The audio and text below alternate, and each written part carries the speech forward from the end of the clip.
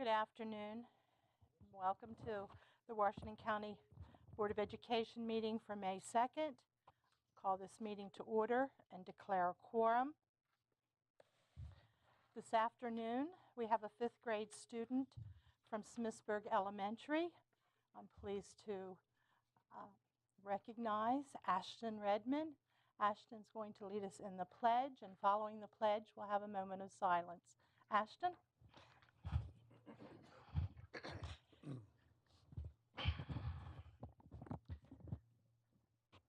I pledge allegiance to the flag of the United States of America and to the republic for which it stands, one nation, under God, indivisible, with liberty and justice for all.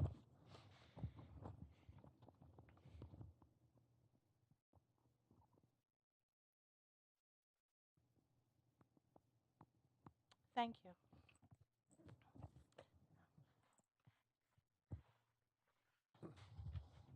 Ashton, you go to school in my hometown.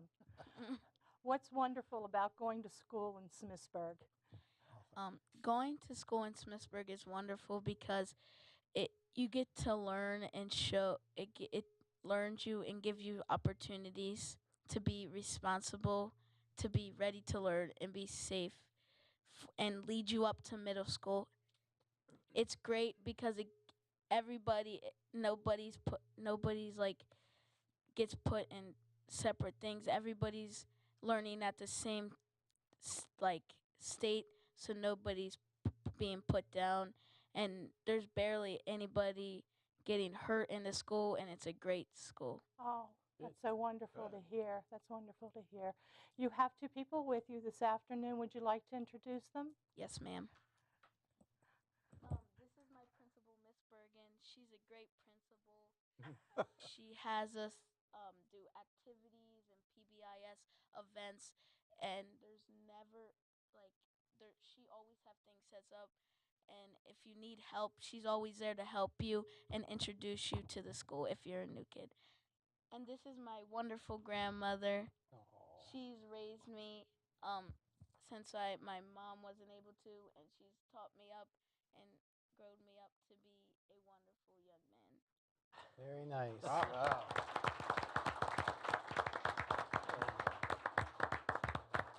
Indeed, she has.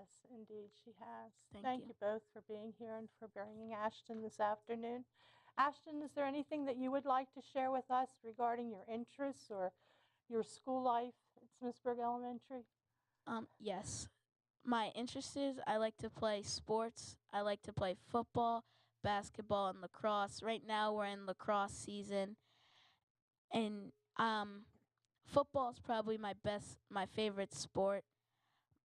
Basketball second, and then lacrosse. And during school, since I'm in 5th grade, they split it up, so you get to see every teacher, which gives you an opportunity to be ready for middle school to where when you switch. Absolutely. Absolutely. Colleagues, do you have any questions, anything that you'd like to ask of Ashton? Ashton, what's your favorite subject? My favorite subject is reading. Very good. Great. I'm glad to hear that. Anyone else have a question for Ashton? What are your favorite books to read? I like to read mystery and history. Good boy. Well, again, it's a pleasure having you here. Thank you so much for coming and leading us in the pledge, and have a good afternoon. You too. Thank you.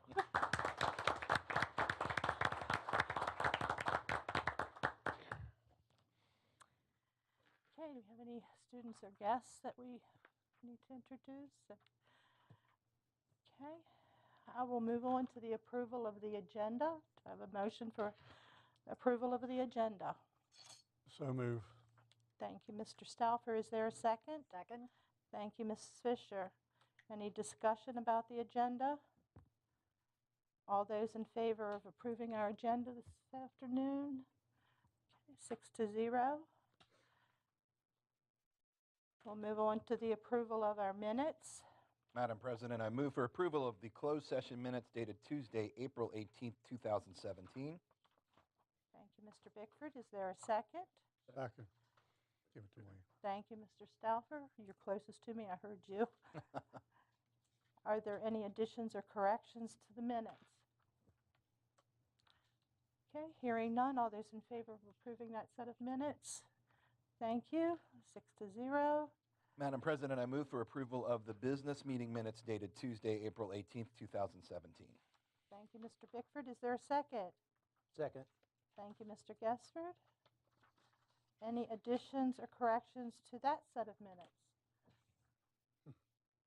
Okay, hearing none, all those in favor of approval of that set of minutes, raise your right hand. Thank you, 6-0.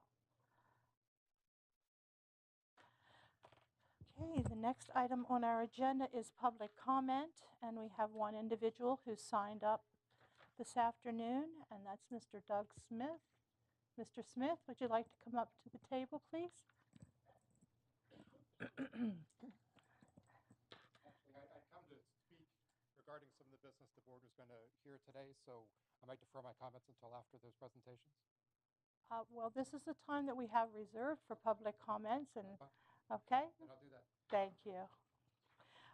Mr. Smith, we allow 5 minutes for individuals to address the board, so thank you. So, thank you, and thank you for the opportunity to address you all today. I come to speak about the renovation of the auditorium at Boonesboro High School. I know we're going to hear some more about that later on, so I'm not going to speak to any of the specifics, but I represent the Parent Drama Boosters group at Boonesboro High School, and that group was formed in support of a program that's been going on for decades and has brought great enrichment not only to the individual students' lives, but to that community as well.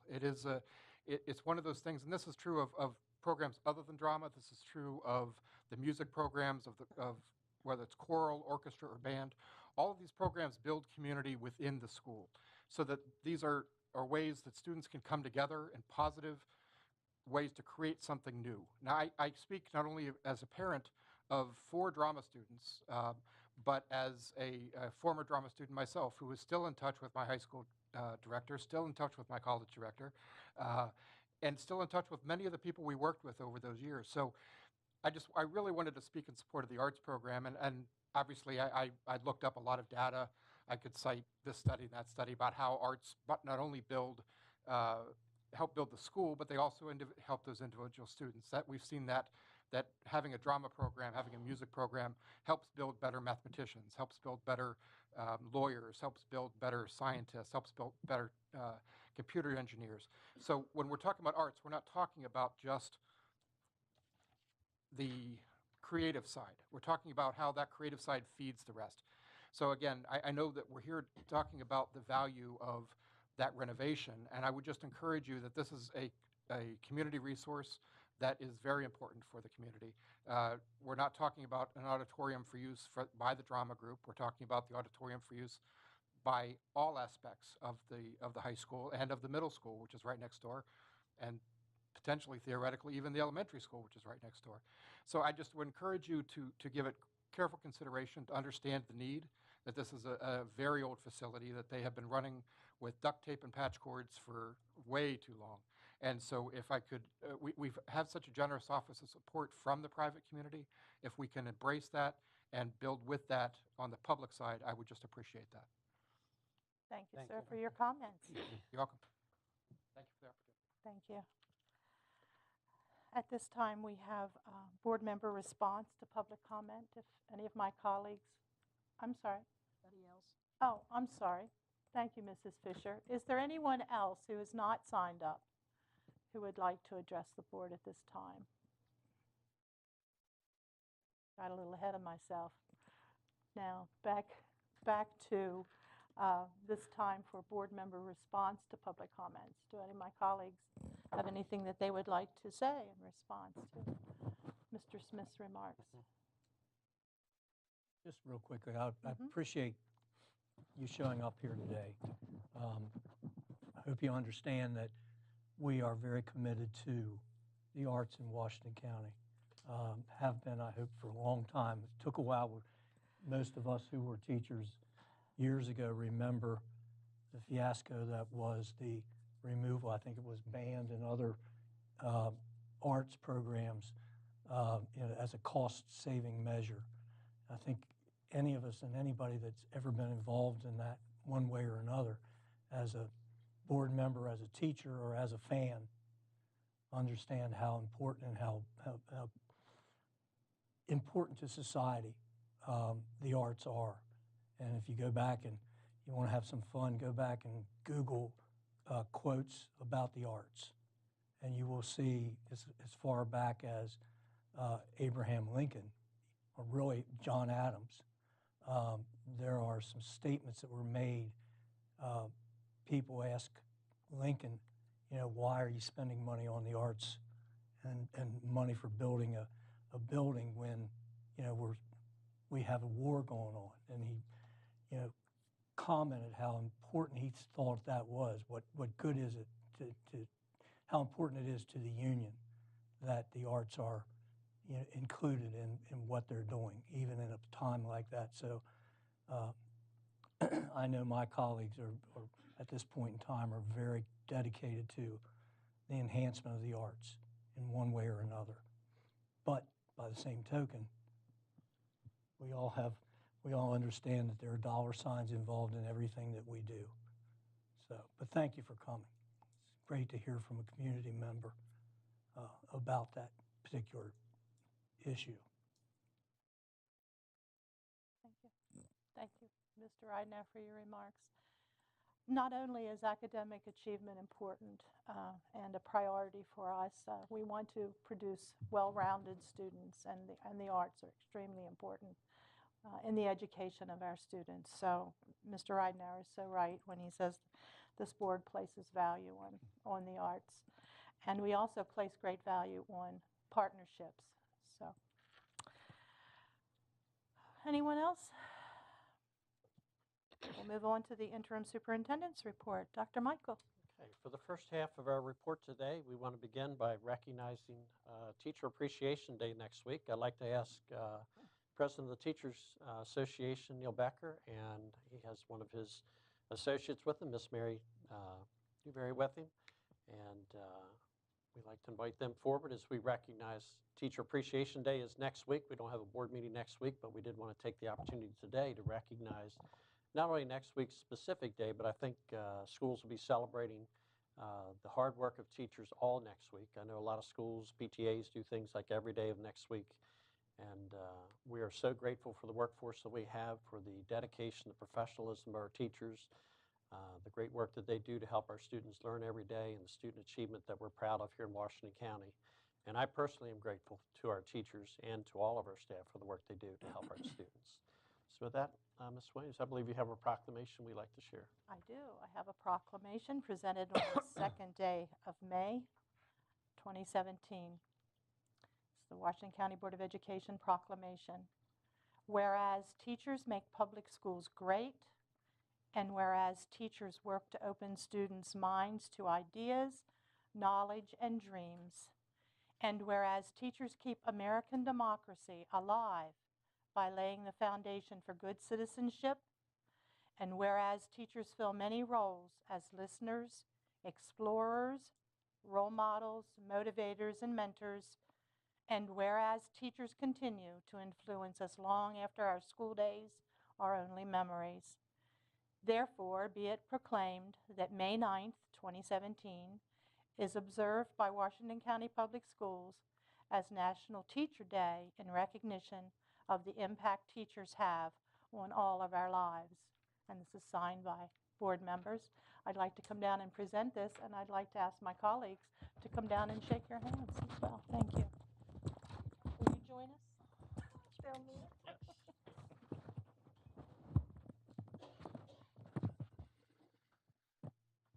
Nice tie.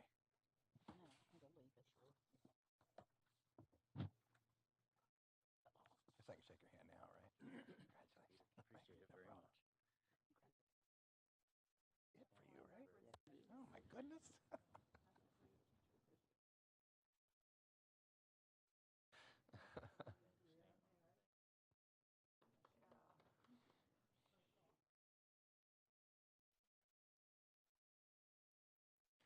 So she's counting the days. Yeah. She's retiring.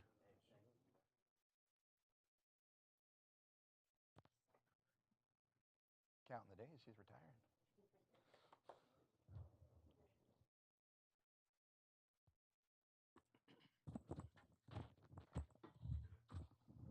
Mrs. Williams, may I take a moment to thank you and all the board members and Dr. Michael. I thank you very much. I did prepare just a little bit, just in case I had a moment. And this invitation to participate and accept the proclamation is more than just a small token gesture. It's public recognition of the respect you have for the educators in Washington County and your commitment to public schools, and we really appreciate that. I'm honored, along with Mary Newby, to accept this proclamation on behalf of all educators in Washington County. Our students, including my own 3 girls who are in Washington County Public Schools, they're blessed, and all of the students are blessed to have such dedicated professional educators staffing our schools.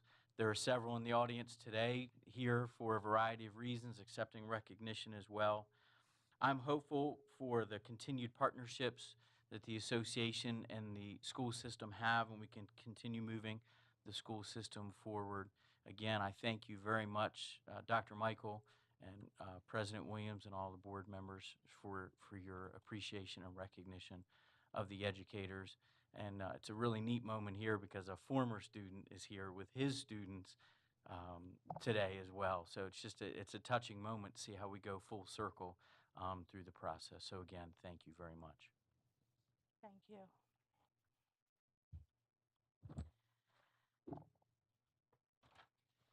Continue my report later on in the program. All right. Thank you, Dr. Michael. Okay. Under old business, we have consideration of a proposed change to policy ADF, the second reading of that policy. Good afternoon, Mr. Trotta. Good afternoon. Thank you very much. During the Board of Education's last business meeting, which was conducted on April 18th, the board approved the first reading of the proposed changes to policy ADF, which is entitled Wellness, Physical and Nutritional Health. Since the first reading, a new definition has been added for the term school day. Additionally, the community was provided with an opportunity to offer comments on the proposed changes.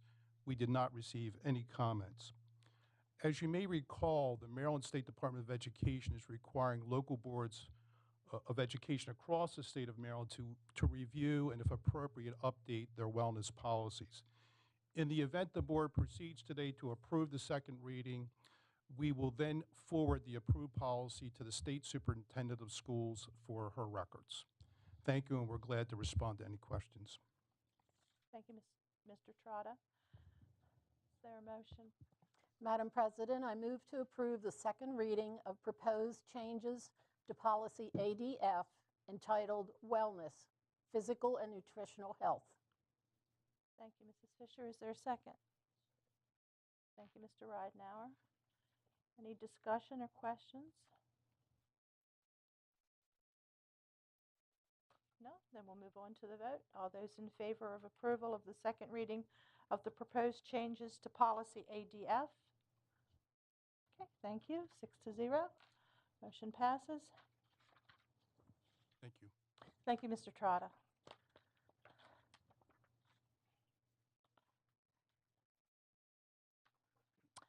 Okay, we'll move to new business. Under new business, we have the consideration of a memorandum of understanding by and between the Board of Education of Washington County and the Nora Roberts Foundation. Mr. Rollins, Mr. Trotta, Dr. Hamilton, Mr. Oftenbrink, Mike Baer. Good afternoon. Good afternoon. The principal of Boonsboro High School, Dr. Hamilton, and the Nora Roberts Foundation submitted a proposal to provide the students with a state-of-the-art auditorium and classroom. My office prepared a memorandum of understanding which was shared with the parties, and it sets forth the legal responsibilities of the parties with regard to this proposed project. Dr. Hamilton will introduce the individuals who've joined us today, and they will provide us with an overview of this proposed project. Thank you. Good afternoon. I think it was on.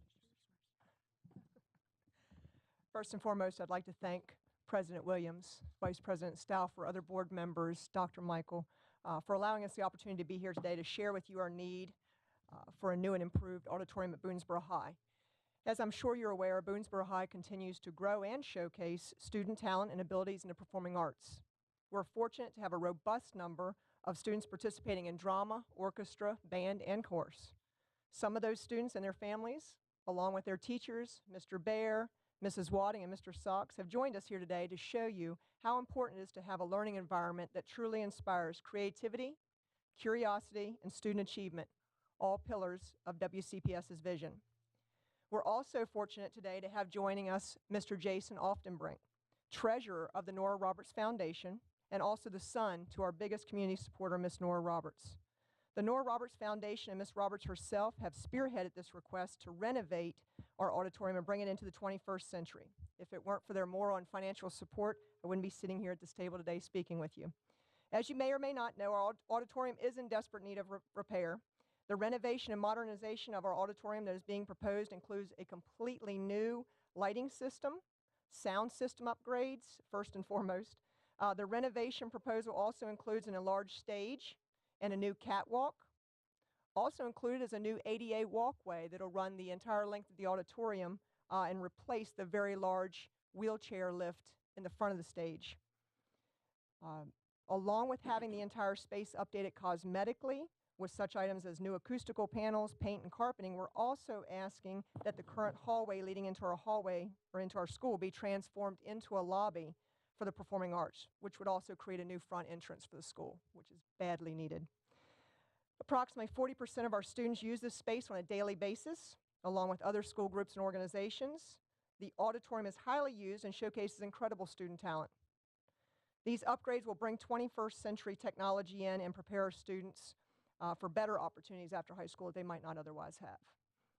So at this time, I just want to again introduce Mr. Jason Oftenbrink and Mr. Baer for them to briefly give you their insight on how important this is for students in our community. I also, in addition to being with the foundation, I also work in theater professionally. And I've seen students who are at a disadvantage who come out of systems, high school and college, who the systems they're working with are antiquated. Like they don't know what the modern technology is. They don't know modern practices, things like that. Arts, specifically performing arts, are really applied versions of the whole STEM thing. Like it's applied engineering, it's applied mathematics, it's all of those things. So being able to work with the at least somewhat modernized, I mean, we were looking at the system there is 30, maybe 40 years old. And that's not seen at this point anymore. And students coming out of it, they won't know what the modern things are. So we need to, it started with the technology, and then from there it was like it sort of steamrolled from there into, they're literally building things outside of the school almost in the parking lot. And so I don't even know what they do if it rains on a day where they're building. It's just, all of those things are a little ridiculous for what they have built up, what they have built the program to be, and for all of the other programs that use it as well. There's no storage, we decided if we were updating everything, let's do it and do it right for the system. So we figured now is a good time to do that.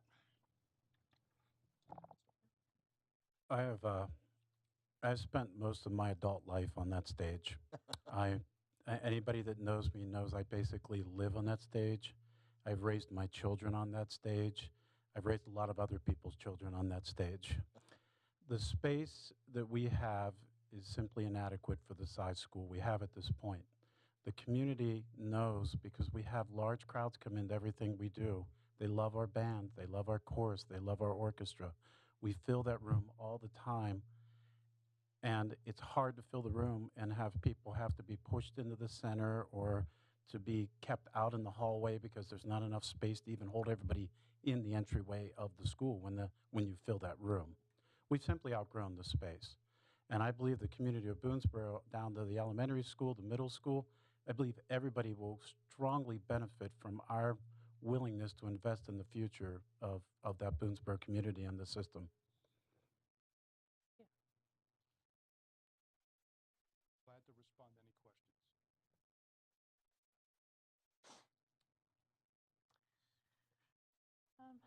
Can we have a motion, please? Madam President, Mr. Ridenour.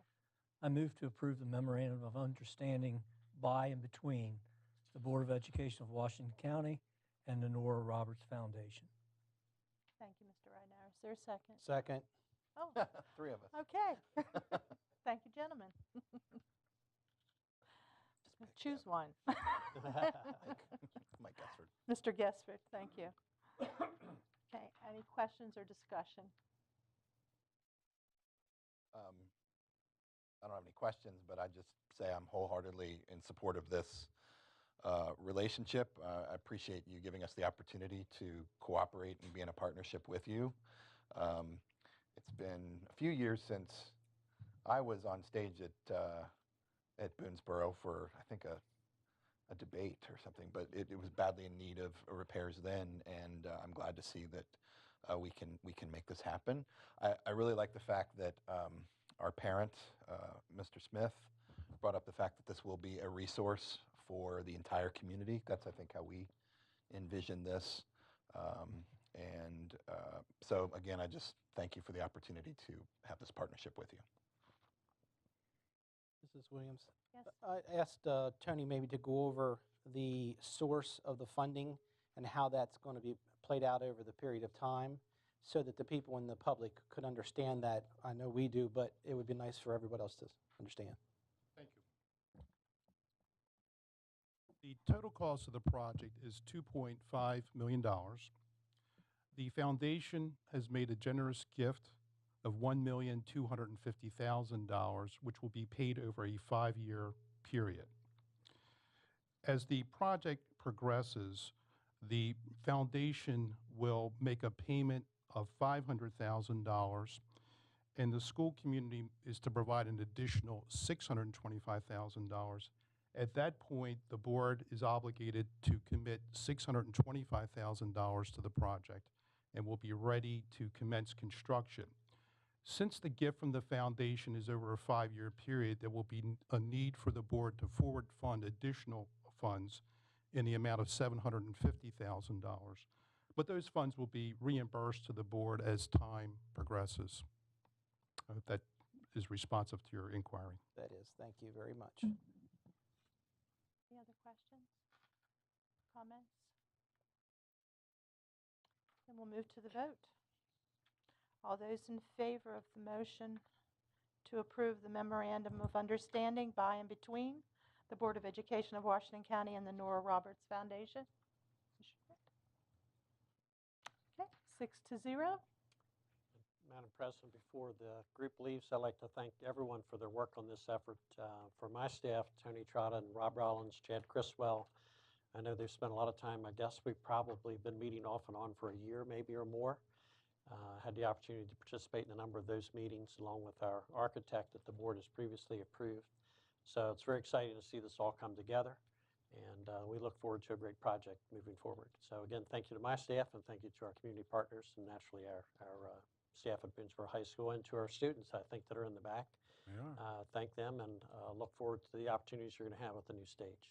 So thank you. Thank you. Ms. Hamilton, you can tell your students they go back.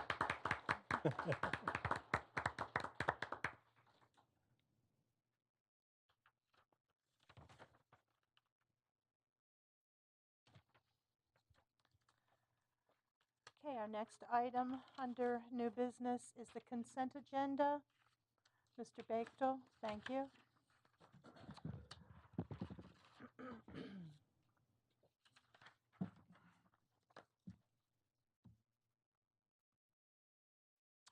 Good afternoon.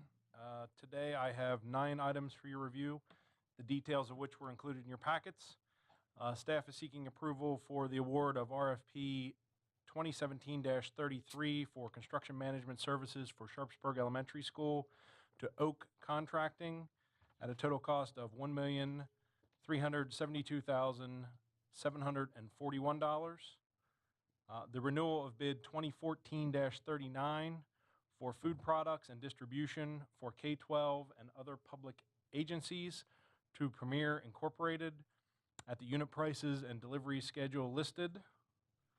The renewal of RFP 2014-83 for cleaning products, dispensers, and services for Food and Nutrition Services Department to Food Safety Solutions Incorporated at an estimated total annual cost of $97,818. The renewal of bid 2014-81 for milk for Food and Nutrition Services to Gallagher Potomac Farms Dairy at an estimated annual total of $533,380.65. The approval to utilize Frederick County Public Schools bid IFB number 17-241 for custodial supplies and equipment to Weiss Brothers at a total cost of $34,060 for 13 carpet extractors, and then also at the unit prices listed for the custodial supplies. The approval to utilize a meat contract for 30 Apple MacBook Air laptops to Apple Incorporated at a total cost of $28,470. The approval to use the same meat contract UMD-972016 for 32 Lenovo ThinkStation computers and 32 Lenovo ThinkVision monitors to HCGI Hartford at a total cost of $38,240. The approval to utilize meat contract number TU-1451 for upgrades and modifications to the CES Auditorium audiovisual system to Visual Sound Incorporated at a total cost of $29,221. And the approval to utilize NJPA contract number 100614 for VMware upgrade, subscription, training, and support to CDWG at a 3-year total cost of $360,144. And staff is available if you have any additional questions. Thank you, Mr. Bechtel. Is there a motion? Madam President, I move to approve the awards, renewals, and procurements for construction management services for Sharpsburg Elementary School to Oak Contracting at a total cost of $1,372,741.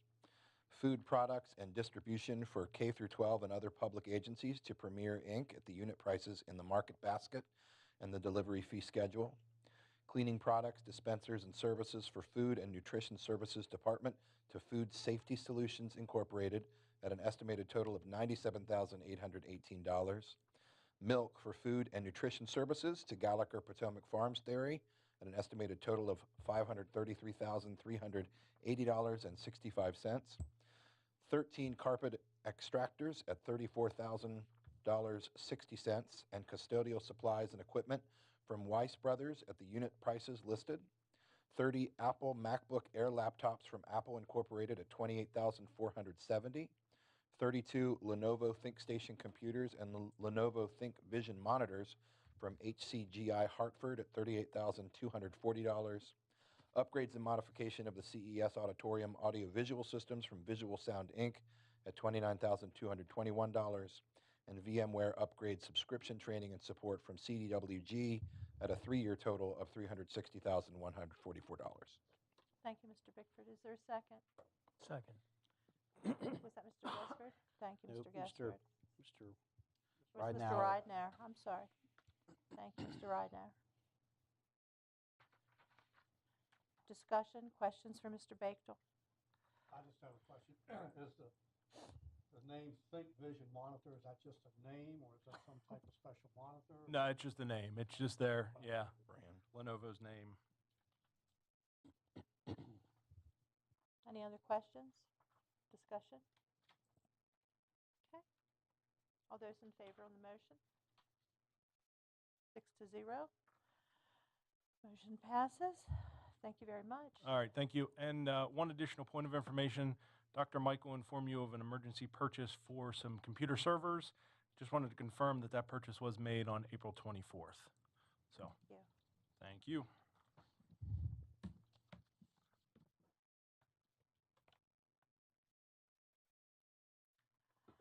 Next item is consideration of the Food and Nutrition Services FY 2018 operating budget. Mr. Prue?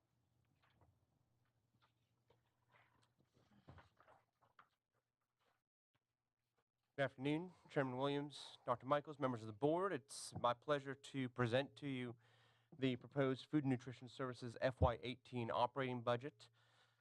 As per usual, we're going to begin by sort of walking you through some data in terms of where the department is over the last year or so in terms of regular operations for breakfast and lunch.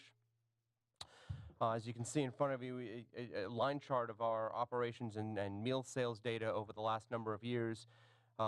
Breakfast has flattened out after continued climbs. We've actually not seen as many increases in sites adding on to the Maryland Meals for Achievement program, which is where we've seen the primary aspects of our growth because that program is so successful and reaches so many students where it is.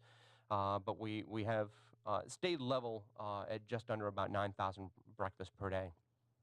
On the lunch side, after many years of increase, you could talk a lot about where we are in terms of how we've gone flat after some slight decline in overall meal sales, but just under 12,000 lunches are served across the county every day. We've been able to maintain, for lack of a better sense, market share in terms of how we present and prepare meals for our students every day, and we continue to work on program growth through product development and presentation. As we look forward to the coming year, a quick slide on expenditures. The lion's share, the largest single purchase we make on an annual basis is for the cost of food. 41 cents out of every dollar it goes out of the door every day for procurement of the food that we serve to our students.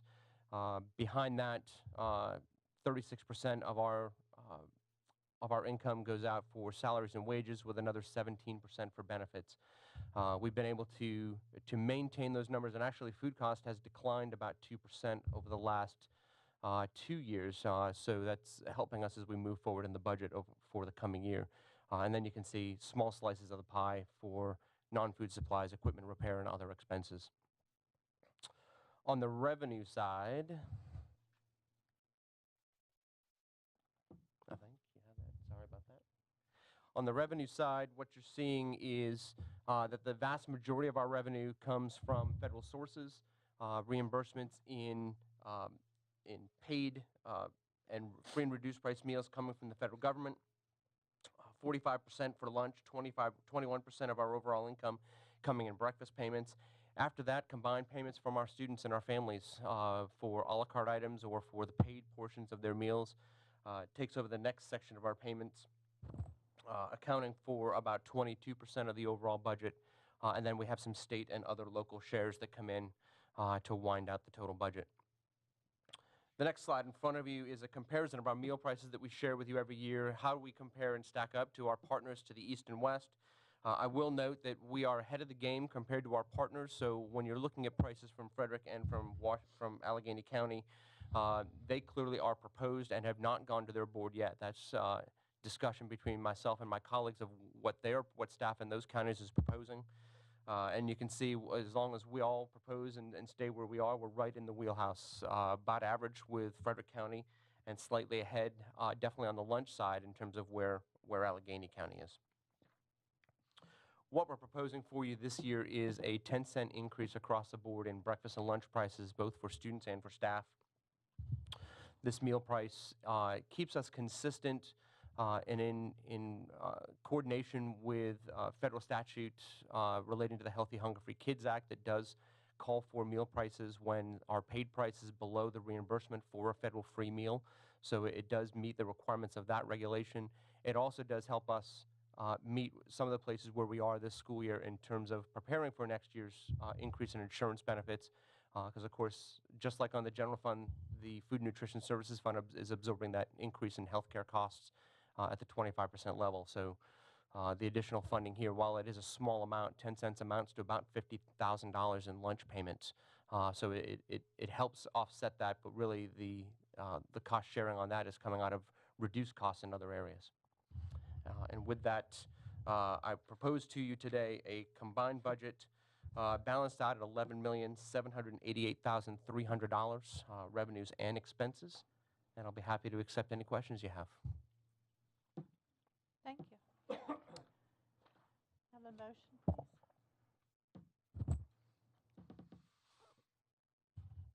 I'd like to approve make a motion to approve the selection, I'm sorry, the wrong one, approve the proposal of the fiscal year 2018 Food and Nutritional Services operating budget.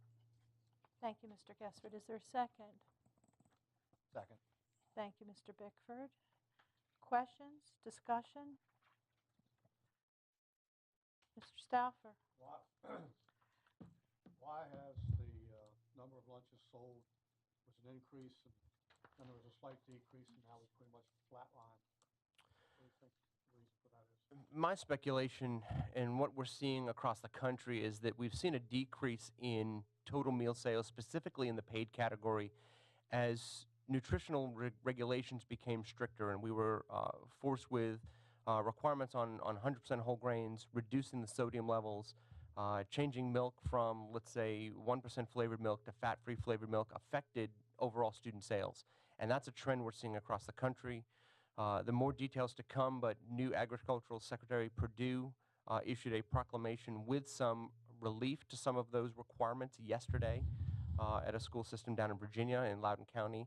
And while we don't have the details yet and we've not seen the language, we expect to be able to hold steady where we are right now on the sodium restrictions, which is good because in July we were expected to go to the Tier 2 level, which would have been a considerable reduction that we were working towards.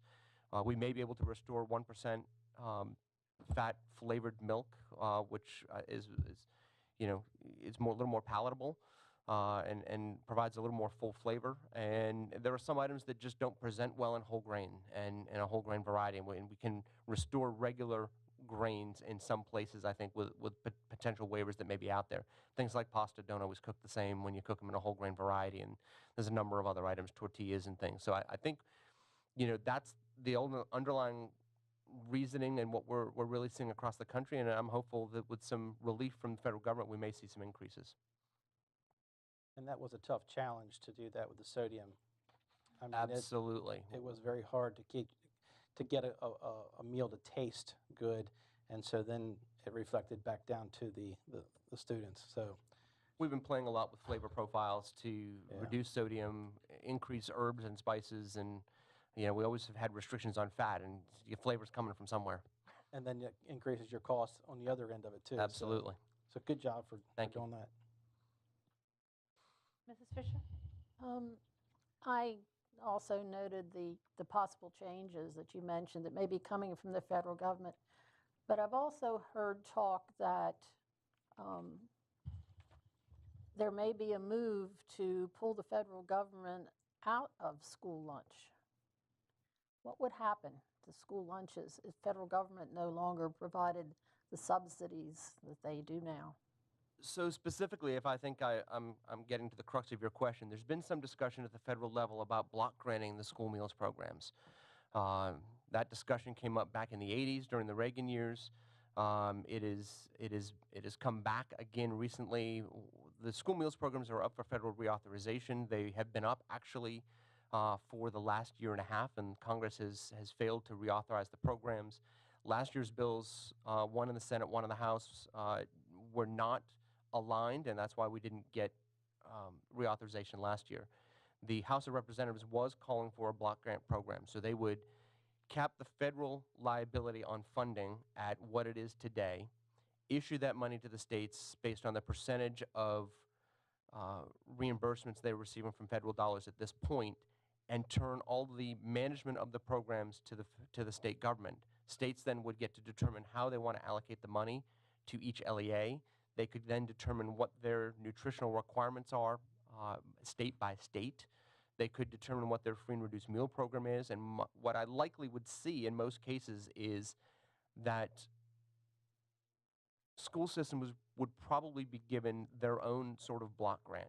Here is your money for this year. The scariest part of that is if we have another recession, we have another 2008, and free and reduced meal eligibility numbers were to skyrocket, there would be no more money. We would continue to offer free and reduced price meals to our students, but there would be no reimbursement behind that. We're an entitlement program now. We're entitled to the reimbursement for the meal if we serve it meeting nutritional guidelines to our students. In a block grant program, we're no longer entitled to that dollars. We would be capped. And at that point, the funding of the school meal program would fall on the local Board of Education and fall on the general fund. Not what you wanted to hear, I don't think, Mrs. No, Fisher. but it's pretty much what I expected. I thank you for your Any other My pleasure. explanations. I have a question for you, and this is by no means a gotcha or a try to stump you question, but I know we use as an indicator of the level of poverty in our schools the percentage of free and reduced lunches. And my question to you is, do you know a breakdown of the number as to free and reduced? How high a percentage of students do we have that are totally dependent upon free lunch for their meal of the day? I don't have the data with me. Off the top of my head, Okay. rough numbers. We are roughly 50% of our students eligible for free and reduced price meals.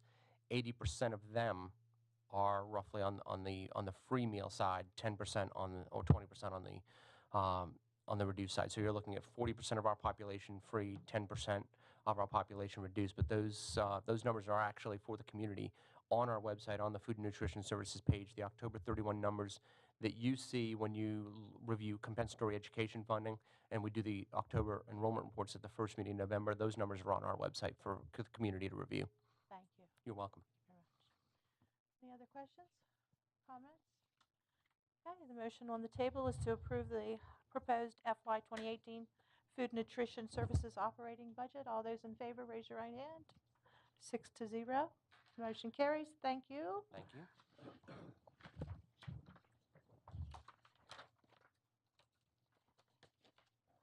And that brings us to our next agenda item, which is the consideration of the selection of an individual to serve on the Washington County School Board Nominating Commission. Mr. Trotta, would you come forward, please? I believe you have an update that you'd like to make.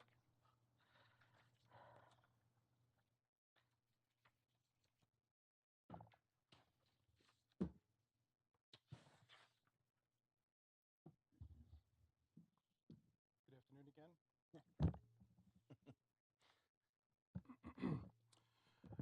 Based on recent action taken by the Maryland State Board of Education, a vacancy currently exists on the board of Washington County. Section 3-1301 of the Education article of the Annotated Code of Maryland sets forth the process that must be followed in order to fill such a vacancy. The first step in the process is that a nominating committee must be formed. This is under the jurisdiction of the county commissioners. This nominating committee is to have 6 voting members, and those voting members are as follows: 1 member appointed by the Senate members of the Washington County delegation, 1 member appointed by the delegate members of the delegation, 1 member appointed by the Washington County Board of Education. The county commissioners then are to appoint 1 individual from the Washington County business community, 1 member representing the Washington County Citizens Advisory Council, and 1 member representing the education community. The commissioners are also to select a chair for that nominating committee.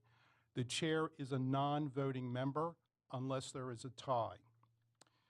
The commissioners are to staff this commission, and the commission is charged with advertising indicating that there's a vacancy so they can attract interested candidates for the vacancy.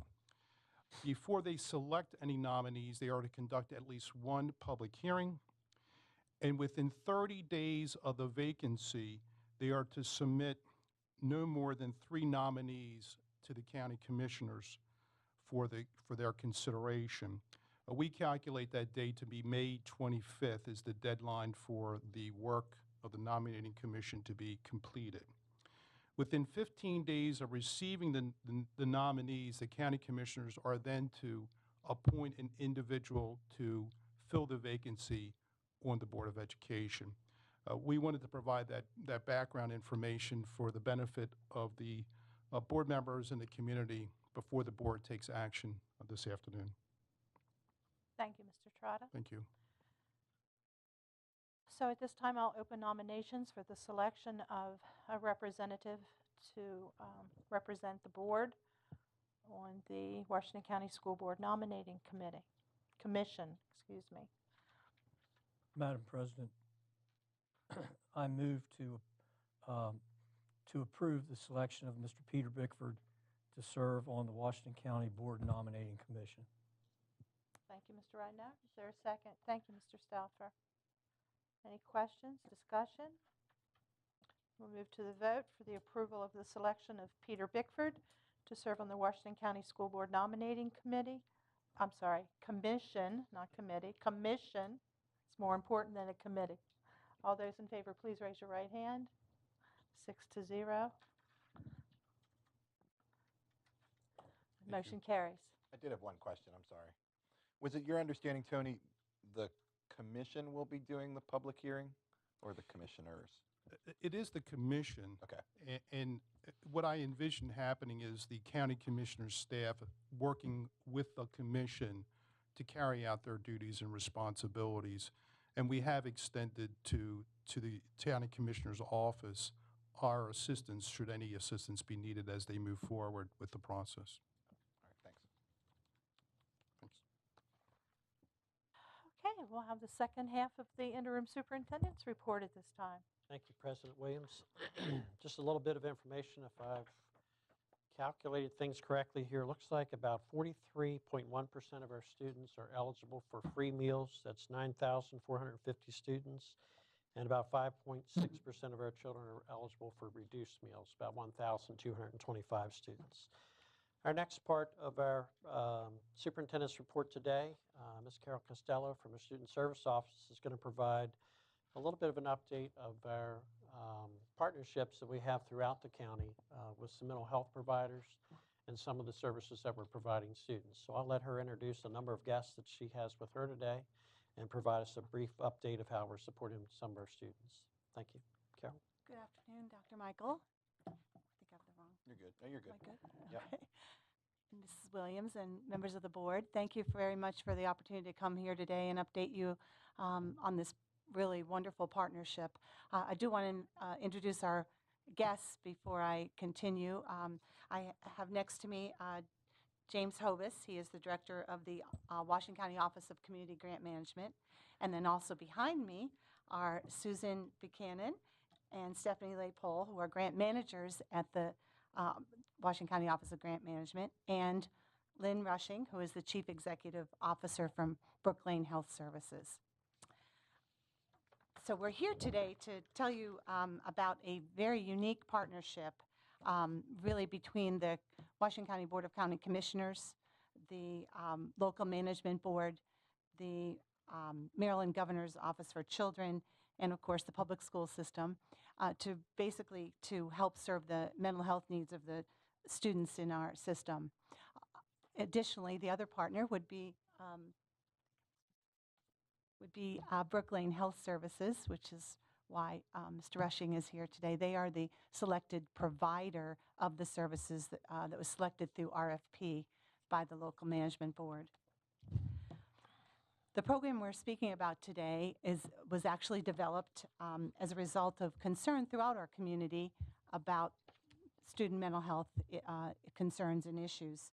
One indicator of this was the Youth Risk Behavior Survey, which was administered in all of our secondary schools and indicated that there was some concern with regard to depression and mental health issues. Additionally, anecdotally, our teachers and our school administrators and our school staff were also indicating that at times mental health issues were really impacting students' ability to fully be participatory in school and be successful. In response to this data, the local management board responded in 2014 by developing a pilot initiative fully funded by the local management board at Western Heights Middle School and South Hagerstown High School. Due to that program existed for the year 2013, 14, 15, and due to the tremendous success of that program, both in terms of the number of students served and in terms of the connections made in the community with additional providers, the program was expanded in 2015-16 to include all secondary schools. Then this year, due to some additional funding through the local management board, the county commissioners, and some funding that Brookline was able to leverage through grants, it was expanded to 4 elementary schools. So what about the program itself? What do the services do? Well, actually, students are able to receive 3 referred students, that is, students who are referred to the program, receive 3 free sessions with a licensed clinical social worker in the school setting. Each Washington County school that receives the services has 6 dedicated hours a week from a Brookline licensed clinical therapist. And as you can see, the total program funding has amounted from the beginning to currently almost $500,000. So how do students get here? Basically, there is a referral process. They are referred by school staff, by counselors, by administrators, by school staff, through the student support team, and sometimes they're even self-referred. Parental permission, of course, is required, and after the student has had the 3 free visits with a licensed clinical social worker, the family is assisted in making a connection with a local provider. The wonderful advantage is that those local private providers, our Office of School Counseling has agreements with many of them, and they're able to continue seeing the student in the school setting. This program, though, provides a vital bridge to those longer-term services. So what about the impact? Overwhelmingly, the students who are served speak to it having a very positive impact on them personally. Their ability to overcome and to cope with their issue or their anxiety. Additionally, the schools would say that they see a significant reduction in behavior issues associated with the program. Probably most importantly, over a third of the youth who do participate are in fact connected with services in the community for more ongoing service. From the school perspective, basically the healthy students are just more successful. They attend school more regularly, and they're more successful in the school setting.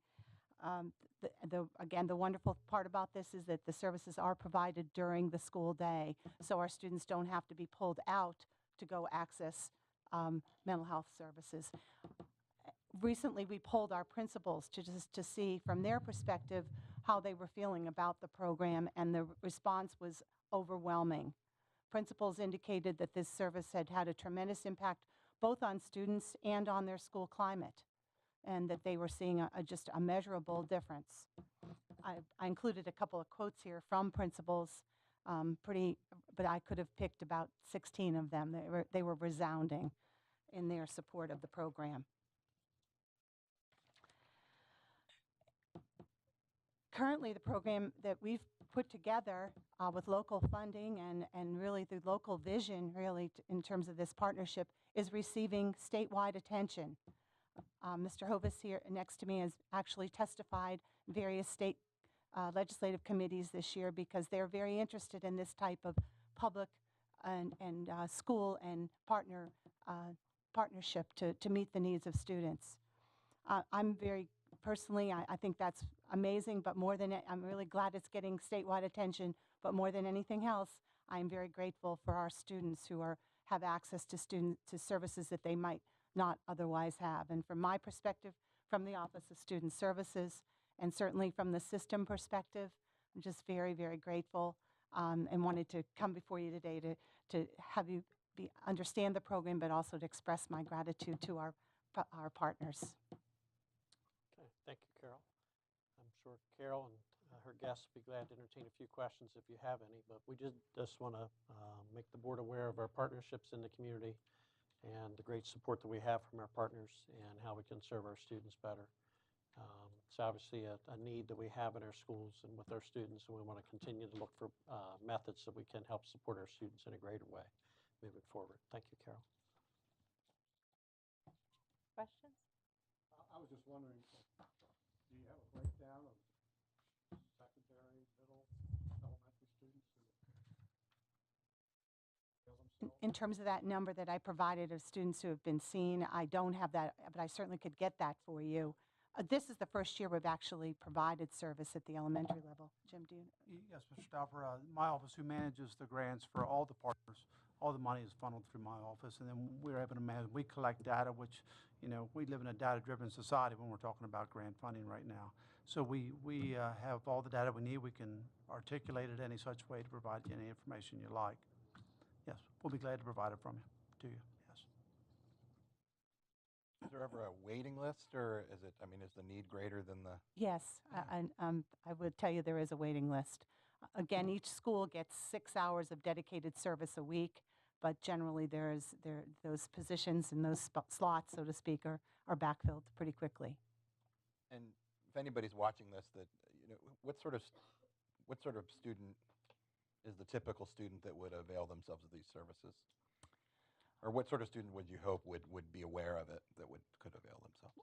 Well, truthfully, the issues can range from depression, anxiety, all manner of mental health concerns, sometimes even things like eating disorders or that kind of thing. But they have immediate access to the provider. And then, as I said, beyond the 3 free sessions, if they need longer-term service, sometimes it's a matter of just needing someone to talk some things through.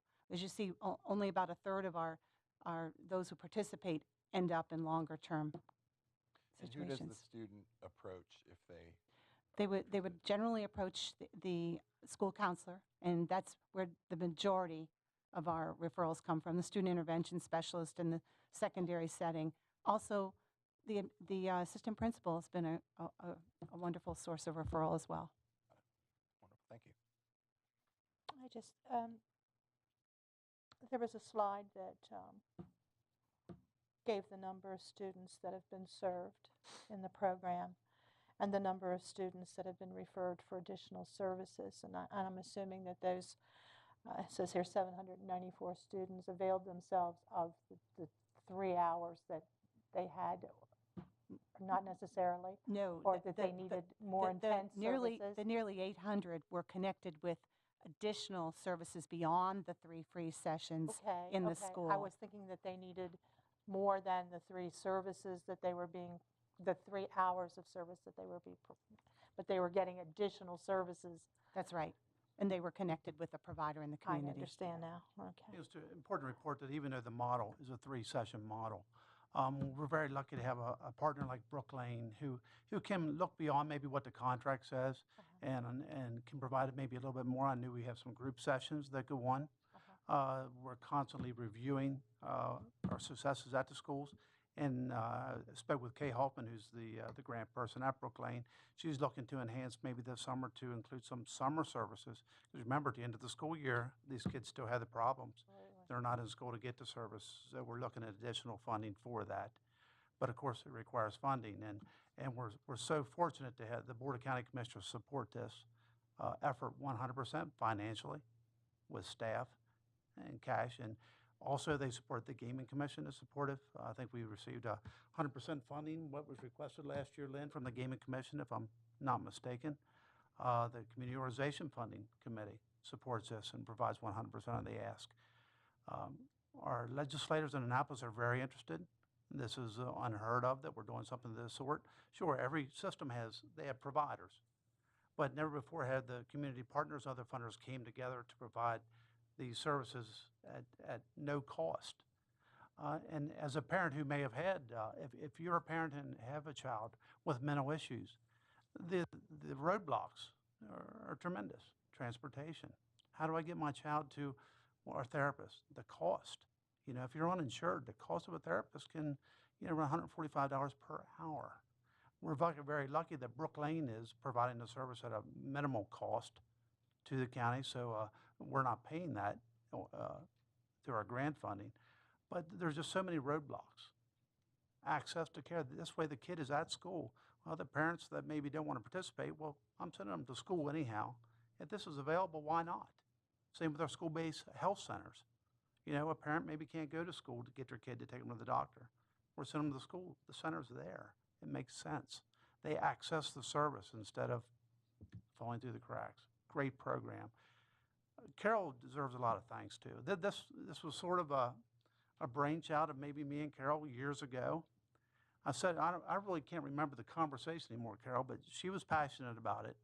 I was passionate about it. We brought everyone together, and we made it happen. Almost $500,000 in funding. Everyone in their careers want to be proud of something they've done in their life and during their career. And I think for me and Carol both, this is one, correct? Yes. So when we finally retire, we can sit back and say, look what we've done. This is a great program. And hopefully it will continue with your support, county commissioner support, state of Maryland support. Hopefully this will be around for many years to come. Thank you. Thank you for your collaboration. Question. Thank you. Ms. Fisher? Not a question, just a comment. I want to thank Ms. Costello, Mr. Hovis for coming up with this idea and for all the partners involved. I think this is terrific. I hadn't heard of the program prior to today, and I'm really pleased. Thank you so much. Thank you both. Thank you.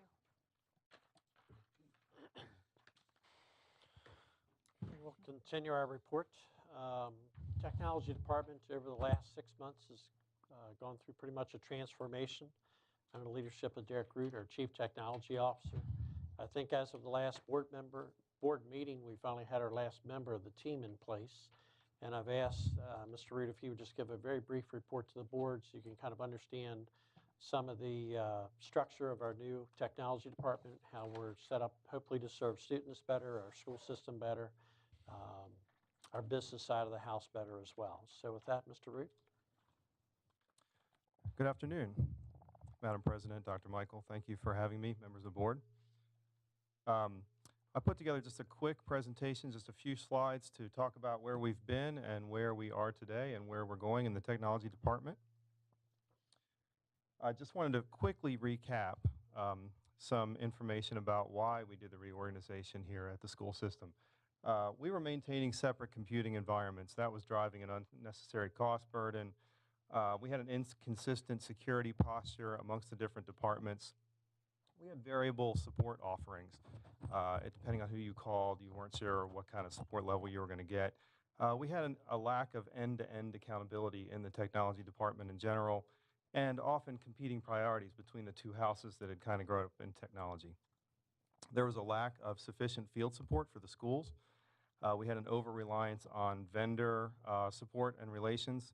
The help desk and user support in general for the digital learning plan that the board had approved was going to be insufficient for just the sheer numbers of devices and activities we were going to be doing. And our business operations weren't well supported either. Lastly, we needed to align with modern technology operations and security measures. So what does all that mean? That means we've completed the reorganization. I'm happy to say we did hire the very last staff member who joined us about 2 weeks ago, so it's really exciting to have everybody on board. We're already consolidating the information systems environment and working on operational costs there as well too. Actually, I met with Dr. Michael earlier last week, and we're already beginning to see some budget ramifications to the consolidation, and hopefully as we pass through the first quarter of the next fiscal year, I'll be able to present a clearer picture of how we're doing along those lines to both Dr. Michael and the board if requested. We have improved infrastructure and wireless support. Every student in Washington County Public Schools will have access to wireless and good access, not just spotty access to wireless by the end of this school year. We've increased our infrastructure throughout the school system, focusing on every classroom, and then through the summer we'll focus on common areas and make sure that when we come back into school next year, we have a really strong infrastructure in place for our kids. We've enhanced our school building support as well. We have technicians, and pardon me because I have a few facts and figures here now, are increased and are now able to be homed in each of our schools. So what that really means is we get about 5 more hours of technical support in each school each week because the technicians aren't coming here to check in and get their things. They're going directly to their schools, and they have less schools to support. We have 1 roving technician that's available to support that group also. If we have a project that requires an extra set of hands or something big is going on, we can send that roving technician out. And lastly, we have a dedicated technician that supports CES today, where we didn't have that before, and we always had to pull from a school somewhere to get help here in this building. So we've taken that out as well too. We've boosted our staff capabilities. Through recruiting efforts, we've been able to place new staff in key areas of need. We have the ability to create and modify our own applications now. We can engineer more of our own systems. We can improve our cloud services management, which is things like operating all of our iPads is all done through a cloud-based system. So we've got the ability to do that now. And we've got focused administrators who are on our critical applications. These are our HR, financial, student information systems. We have people that are paying attention to those systems every day now today. We've also done a lot of training in our staff. We've got targeted professional development, and we will continue to enhance our staff capabilities. Just on the consent agenda today, we had the VMware approval. With that comes a series of training credits, and that system maintains our entire data center down there, so we'll have staff the ability to get that training that they need to bring them up to speed and keep them up to speed. We've also reduced our administrative overhead, so we have less administrative staff now and more staff focused on actually performing the duties of the technical department. Couple things that are near and dear to my heart. We have a career path in place for our staff members. And when I show the org charts here in just a moment, you'll see how someone can come to us at an entry-level IT position and work their way into my job if they so desire and so have the skill and training to do so. And lastly, we have an IT operations group that is aligned behind a single vision and has a singular set of goals that we're all following. And that's really important for the IT department to have that in place. So and before I flip onto the actual org chart, I just wanted to give a special thanks to our HR department as well too. Without that group and Terry Baker having our back through this process, we would not be anywhere near as far along as we are today. So I really do appreciate their help and wanted to make that known. Now, I know this slide is too small to see on the screen, but I know you all got copies of this slide as well in your packets. And the copy that you got about a month ago actually has pictures on it, so you can kind of see who all the staff members are. I'll break these apart for you and talk about them quickly. The first part of the operation is the data center network and security operation. Down there we have systems administrators, network and cloud administrators, network technicians, telecommunications technicians. These are the people who really keep the infrastructure running. They keep the water flowing through the pipes for us. They make sure the wireless networks are up and running. They're the higher level of support should something go wrong. They're engineering our new solutions, maintaining our firewalls and our content filtering systems, keeping our kids safe while they're online. The next part of the group is our support testing and school improvement department. Their responsibilities are maintaining the applications that I spoke to you about a moment ago. They are focused on our student information system. They are focused on our HR and financial systems. They are focused on data analytics and report cards and making sure that teachers and principals and schools have the information about how our students are doing to make good decisions based on that data. They also have the help desk, and we'll go into the help desk in just a moment here as well too. We have an application administrator down there now, or integrator down there now. Mr. Gilks is responsible for any new applications, coding, or tying together of applications that we may need to have talk to each other. So that's a new capability we didn't have previously. Lastly, we have our support operation. The help desk previously had 1 to maybe 2 people on it on a good day. Today we generally have about 4 people on the help desk, which is a huge increase and a huge capability lift for our students and our schools out there. When they have trouble, there is someone who can answer the phone and begin to help them right away. I know several of you have interacted with them along the way, and we've been continuing to train them and bring them into the environment with more and more and more responsibility. And lastly, we have technicians. We now have 8 school-based technicians. As I mentioned earlier, those technicians go directly to their home schools. We worked with principals in zones to have a home for them in each and every building. So they have a desk in their home building, and they have some storage, and then in their satellite buildings, they have some places to keep things, and they have a van that is parked out at their facility. As I said, that alone gives them 5 more hours a week, just not coming here and going back out.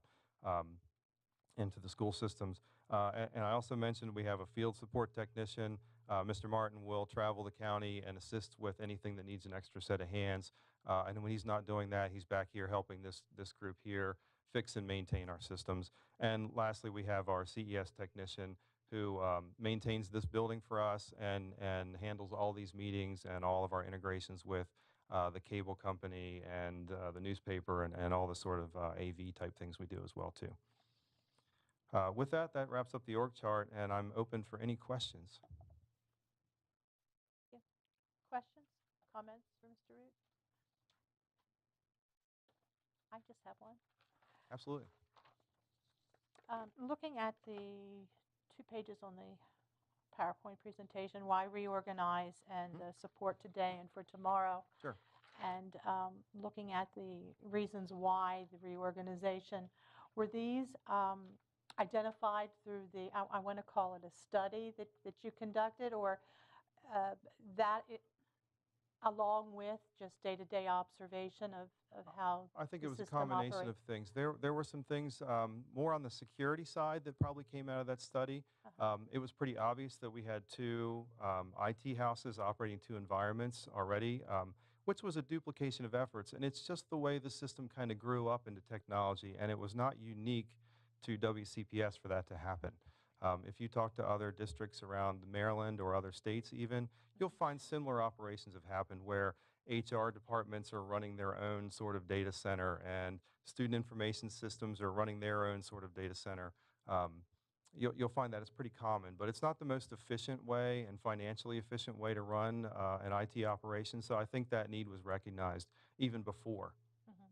So when we see the improved and the enhanced and the increased and the boosted, those kinds of things were rooted in that study? Some of those things were, yeah. And some of those things were just personal philosophy. I'm big on training and professional development of staff. I feel like if you're not constantly moving forward in the technology business, you're going to fall behind very quickly. And I like my staff to be on the cutting edge as best as possible, even sometimes to my own detriment, because that often means they'll leave and go work somewhere else. But I figure if I keep them interested here, that I'll keep them around as long as I can. Well, as quickly as technology changes, it's good to be on the cutting edge because you're probably a day behind. Absolutely. If you're on the cutting edge. Absolutely. Thank you, Mr. Root. Okay. Anyone else have questions? Thank you. Well, thank you for your time. I appreciate it.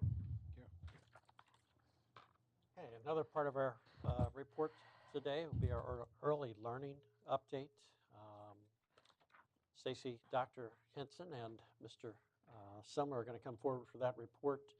I've been sharing with our listening, not only our community listening groups, but our staff listening groups, our business partners, concern that I have for our kindergarten readiness effort. As a matter of fact, I mentioned it just earlier today with the board. And Stacy and I have been having, and Matt have been having ongoing conversations for a couple of years, just out of interest when I saw the kindergarten readiness report come out the last couple of years. Just a feeling that we really need to address this in some way as a community. And after 2 or 3 years of being near the bottom of kindergarten readiness, not a reflection of Washington County Public Schools at all, we just think it's really important that we collectively as a community address this challenge. So today, Stacy and Matt are just going to share a little bit about our program, our hopes for expanding the program coming into the fall, a little bit of success about our own pre-K programs, which I'm very proud of. We saw success last year. I anticipate we'll see continued success. as our programs are become accredited, the curriculum work that we're working with our teachers.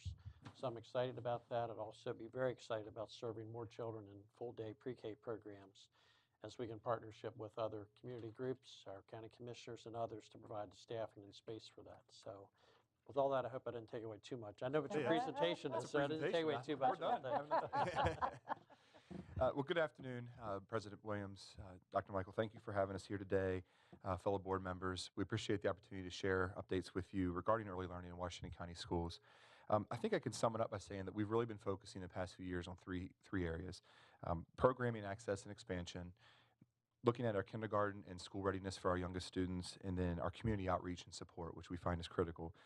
Throughout this presentation, we'll address each of those three areas, but you'll see some of the things that we're doing to look at our expansion efforts and ways that we can outreach to our community prior to students even coming to us for the first day for kindergarten, and areas that we're continuing to grow in as well.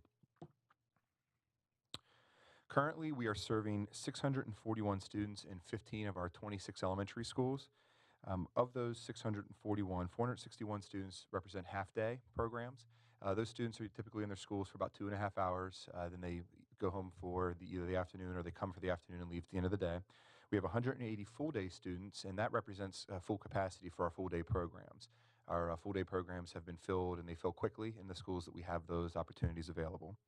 The table represents the schools that have a combination of the full-day sites and the half-day sites, and you can see those listed there.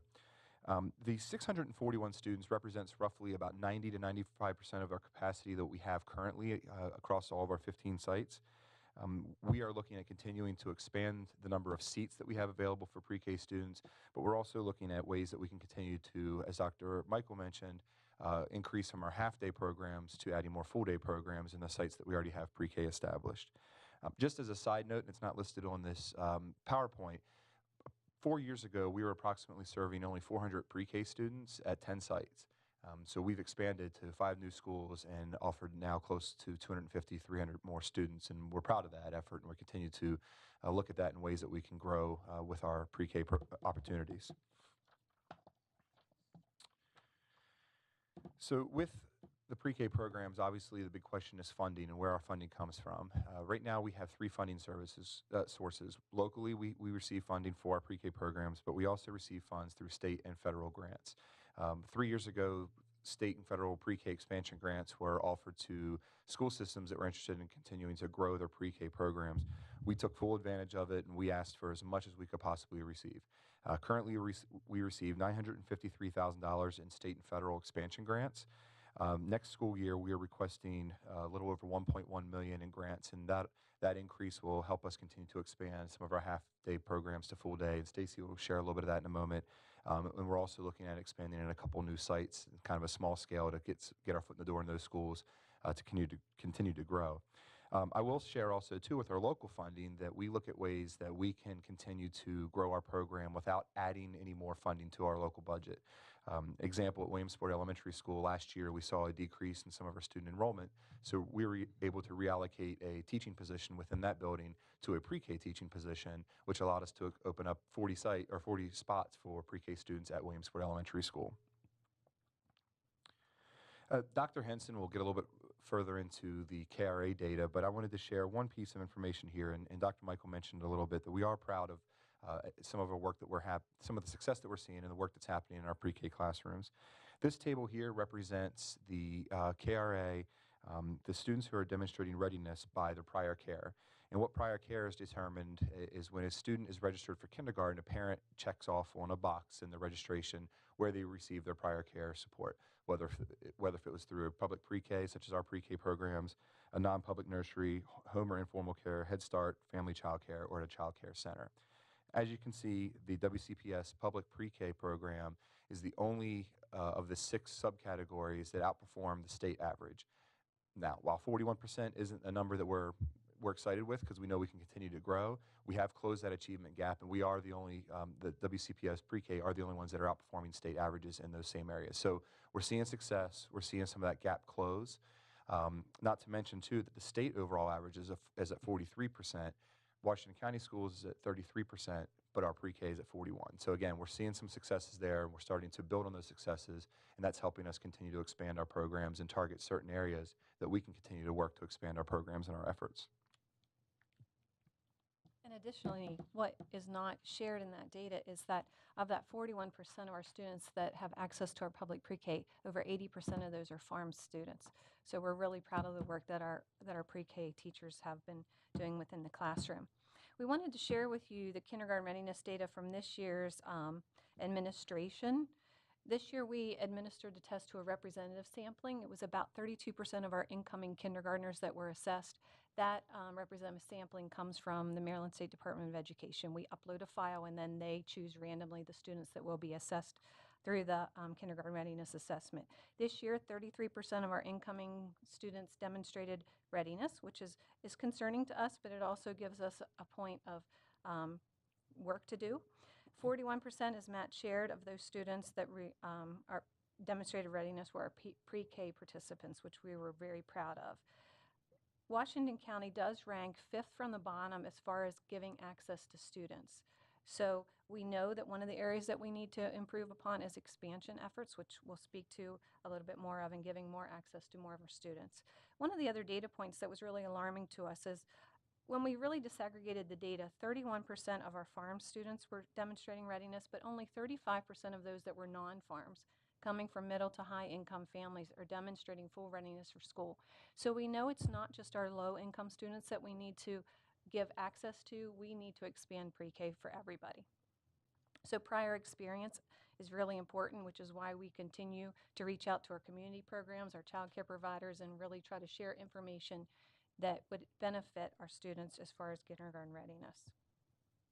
So some areas that we are working on and strategies to increase kindergarten readiness. One of the things is in all of our pre-K programs, all 15 sites, we're working towards full accreditation and publishing in a level 5 of Excels. That's basically a quality insurance website that parents can go to when they're looking for quality childcare. Now our public pre-Ks will also be a part of that. It's very similar to when you go on Orbitz or Expedia and you look at hotels and they're ranked 4.3. They're doing the same thing across the state with childcare providers, and now they're asking that state and federally funded pre-Ks also participate. So to say that it has been a daunting process is probably an understatement, but at the same time we've seen great improvements in our programming because of it. One of the reasons that we've been able to get through the process is we've also added Kelly Longerbeam, and she's with us today. We kind of wanted her here so you could match a face to a name. She has been really a great support in the accreditation process, has done a lot of that. She is working part-time, 0.5 at Funkstown as the lead teacher, and then her other time is spent working with me. So she works directly with our child care providers. She works with professionally developing all of our pre-K teachers and staff, and definitely has been a huge integral part of the accreditation and validation process. Next year, we're hoping that we can even get her out into our public and private providers even more to give them more information about kindergarten readiness and help to develop their skills. And if I can add to that, Kelly's position is another example of how we're continuing to use internal funding without adding additional funding to the budget. Kelly's position was previously full-time at Funkstown prior to it going to a full pre-K center when it had also kindergarten and pre-K students. When we changed that to just pre-K students, we were able to reallocate the position and refocus what the support was going to be. So it's not only working with the larger pre-K population there, but then also pre-K across the county. Right. One of the areas too, as far as partnerships goes, I've currently am able to serve on the board for Head Start for Washington County's On Track initiative, and also part of the implementation team for the Early Childhood Advisory Council. All of those activities and those nonprofit organizations have helped to make the community more aware of what we mean when we talk about kindergarten readiness, and kind of gives us a voice to a lot of our community partners. Additional strategies we are considering expanding at both Ruth Ann Monroe Primary and Funkstown. Those spots will essentially increase 160 half-day spots to full day. So we're giving our students longer duration in the school day so that we have more time to educate both social and emotionally and academically for our students. We are also, one of the programs that will be full day at Funkstown is something that's very innovative this year and we're excited about, and that's an advanced learners classroom. We're talking, a lot of the time when we assess for early admittance to kindergarten, which Kelly's in the process of doing right now, we now have an additional classroom that we can offer for a child who may not really be ready for kindergarten, maybe social and emotionally, but have a lot of academic skills. So we know that they'll progress quickly through a pre-K program. So we are initiating this advanced learner classroom. We're excited to see where that will take us. We are also expanding Sharpsburg programming. Currently, they have a morning session, and that'll be both morning and afternoon pre-K, so that'll give us an additional 20 students. We have seen a need at Cascade, and this is, again, what Matt was talking about, where we're being really creative in staffing, and we're able to add an additional 10 students in the Cascade area so they're not transporting to Smithsburg or somewhere else that may be a hardship for a family. Also, we continue on a daily basis. I'm enrolling students into the pre-K program. I share that document with Dr. Michael and Mr. Semler often, and we are keeping a pulse on that and really truly looking at where are we filling up these classrooms very quickly, and there's some areas that are exploding already, and we know that we need to make adjustments if we need to. Also, Washington County has been fortunate to be part of 3 different LEAs in the state of Maryland to implement free of charge a Ready Rosie program. What that is any parent that has a child in elementary school can sign up, and then weekly they get videos on child development, developmentally appropriate milestones, activities they can do with their children. None of the information, no private information is shared. It's simply you put in your child's birth date so that the system knows what sort of videos and information they can give to a child, and then they can watch the video weekly that will come to them. We're really lucky because it's free of charge for all of our families. We will be advertising that often throughout the summer, and each of our schools will be trying to push that forward. This year we were able to do it with our pre-K families, but next year, because of the selection of our county, we'll be able to use this program within all of our schools. We're also going to train our teachers and administrators a little bit on this because they are actually able to select certain videos that they can push out a certain week or a certain month that may align directly with what they're teaching in the classroom during that week. So that'll be a great connection. Also, in the ESSA guidelines, there's a lot of talk about connecting Title I with early learning initiatives. One of the initiatives we see is a lot of our early learners are coming to us at pre-K. We haven't in the past served pre-K students through the English language learner program. This year we're going to try to fund a position through Title I that will work directly with our Title I schools and our pre-K students that are challenged with the English language. We also really recommend a census administration of the kindergarten readiness assessment. This past year with the representative sampling, that's great. It gives us an overall picture, but it truly doesn't give us all the data that we need to support our children. A census administration, and we have done that in the past, has been more valuable to us. And one of the other things I just learned about last week in one of my own early learning briefings is that they've now developed a chart that the teacher immediately after administration will show how to group her children by domains. So by language and literacy, by math, by physical development. Here are the students that are your low, middle, and high. So immediately after the administration, we don't have to wait till January to hear the school-wide information. Immediately there's use for this assessment within the classroom.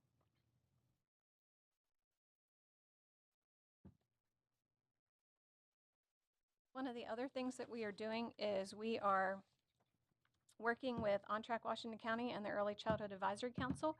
Within that subgroup, one of the things we're really excited about is we are developing, in the very early stages of developing videos that we're going to share with pediatricians that they can scroll in their offices. So while a parent is waiting with their child for a well visit or a sick visit, we're going to give them some kindergarten readiness. We may not call it that, but we may develop videos. I'll give you an example, maybe for a toddler. The video clip will be maybe a minute long, but it'll essentially about the importance of talking with your child to develop their vocabulary. Then we'll talk about the importance of reading to your child. And we really want to use those videos in pediatrician's office, maybe Community Action Council, various places that we can reach families that we may not be able to reach, and give them some information and some helpful tips for getting their child ready for school. We've also encouraged our elementary schools to implement some kindergarten readiness events. So each of them are being very creative. That actually started in April and May, inviting incoming kindergarten parents to come. At the end of this year, we're going to survey the schools to see what went well, what changes we need to make. One of the things that we talked about is we truly really need to reach our parents that have birth to 3, not birth to 4, not necessarily just this is a kindergarten readiness event for your incoming kindergartner. We want to talk to everybody about school readiness because we know that it's a dire need in our county. Not everybody is educated in those things, and we want to start from birth to till they get to school. Child care provider appreciation is tomorrow evening at HCC. Matt and I will both be in attendance at that. At that venue, what we're going to do is share a survey form and give our child care providers opportunity to express some professional development opportunities they would like us to initiate for them. And then we're going to partner with Apples for Children and the Judy Center and try to offer some professional development for our child care providers too. They often come to us for questions, and this gives them an opportunity for a voice of what they truly need. We've also created transition cards for our Head Start families. A lot of our Head Start families work and our schools work directly with the school system. Those transition cards will just give us information of strengths, weaknesses of a child, some strategies we can do immediately day one based on the feedback that they may have given us from when they have worked with the children ages 3 and up. We also have a Facebook page. If you haven't liked us yet on Facebook, we put a lot of information out through that venue. We know that now just sending a letter home in a folder doesn't always work, and sometimes we have to use social media to our benefit. I also added 2 links to some quality childcare websites. I really wanted the public to see this as much as you, but both of these are great resources for families if you're looking for quality childcare. The very first one was developed by the Maryland State Department of Education. You click in your child's school and you put a radius around the school. You maybe select 3-mile radius, and then immediately all the licensed childcares pop up. You can click on that childcare that you're interested in. It'll show you their hours of operation. It'll show you if they are also published in the Excels program, the Quality Assurance Program. And then the second one is just Maryland Excels document, and that one shows you the providers that are participating above and beyond just licensure and going through the Excels process. Ready at 5 is also an organization that works directly with us. They're the ones that are supporting us through the Ready Rosie program. They're also the ones that publish the kindergarten readiness assessment data. There are numerous documents on there for parents for school readiness. And the last link just takes you to, I believe we gave you in hard copy, a document that also sits on our website under the Early Learning Department. Just a simple click of each of those pictures will take parents directly to a resource that may be beneficial to them. So we're trying the best we can to educate the community. We know that this is a bigger issue than just a public school, and so our communication with and partnership with the community is vital. And our team would be glad to entertain any questions, but today's purpose was really just to provide you an update on our early learning efforts. They will continue. We'll have more to report in the future, I'm sure, but the team would be glad to take any questions if you might have one. I have a few. Well, I've been very adamant about this type of program, not being a teacher, how to get this implemented, and it's all about what I've been talking about. And so I'm very excited to see this program, especially the Ready Rosie program. You know, I'm thinking about how can you reach those students or those, I guess, the parents of those newborns, and teaching them, you know, what to expect in when they're 1-year-old, 2-year-old. And I see so many of these young adults walking around with cell phones. I would really think that these apps that are on the phone, I mean, because they do read and they look and, you know, see pictures, teaching those young adults that are walking the streets that aren't thinking about school yet for their young ones, having that app on their phone to give them some information about what Johnny or Sally should be doing at this point of 1-year-old. They're sitting up, they're touching, and then help educate that person that needs help themselves to raise a child, so that when we do get them into that preschool grade, that they are, you know, a little bit more than the 33% that we're looking at right now. So, you know, I'm really excited that, you know, they have these nice little programs, and I support whatever you can do. I do have another question here. Your kindergarten readiness assessment, is that going to be done on a yearly basis? Are you going to be testing? I know because you just did a benchmark this year to see where you are, but will you be doing that on every every year basis and providing that? Yeah, that's a state-required assessment that's done every year. Oh, good. It's done every September Good. as soon as school begins. It truly is a readiness assessment. As soon as kids walk in their kindergarten year, they have an assessment that gives us a picture of where they are to begin that school year. That's great. All right. Thank you. Any other questions? Thank you both. Thank you very much. I have a question. Oh, Do you go see any push from the state to push the state legislature, the General Assembly, to increase funding for pre-K in the state? I mean, it's always coming up, and I know the legislation continues to bring it back. I think the question comes, where's the funding coming from?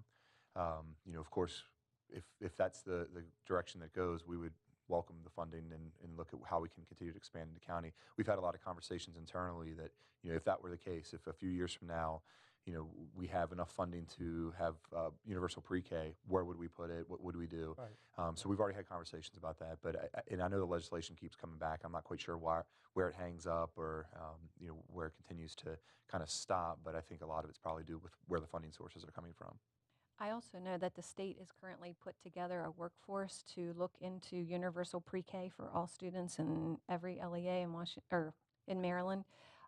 They have currently surveyed us just on how many spots do you have available, how many are half day, how many are full day, and so they are working towards that, and they do have a work group developed. Okay, thank you, Stacy and Matt, Thank Kelly. you both. We appreciate the work they've done. I look forward to working with them, moving this effort forward.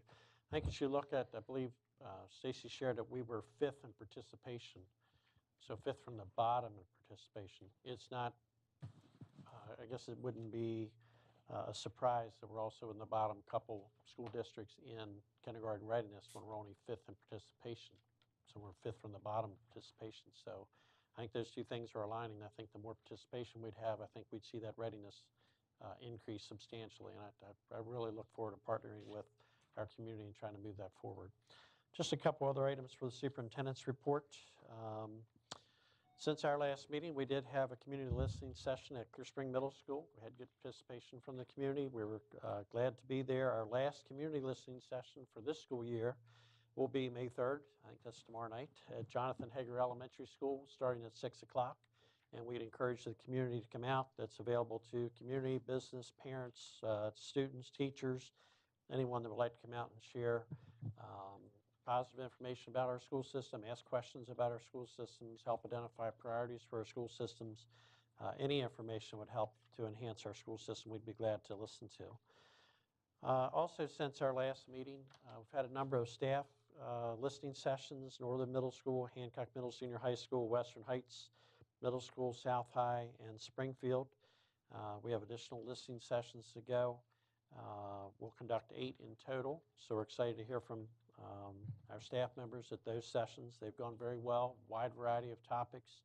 We're working on a feedback mechanism that we'll share with all staff members, as well as a survey where people will have an opportunity to share information with the senior leadership staff, and we'll share responses from that after we collect that information. I did get a chance to visit 11 schools since our last board meeting. Probably the best part of my job, to get out and see students and teachers in action. Continues to remind me why we're in this business. April 27th, we had the International Baccalaureate Survey site team on site at North High. They're reviewing the possibility of North High adding to their program with a career-related or career technology-related certificate program for our students. So we're excited about that. We'll have a little bit of information in our next board meeting about that, but particularly about our IB program, middle school program at our next board meeting. And that concludes my report. Thank you. Thank you, Dr. Michael. Next item on the agenda is personnel action. Dr. Pugh? Good afternoon. Here to seek approval for the personnel changes discussed earlier in closed session. Thank you. Is there a motion? So move to approve the personnel actions Thank you, presented Mr. earlier. Second. Thank you, Mr. Stauffer. Any discussion? Questions? All those in favor of approving today's personnel action, please raise your right hand.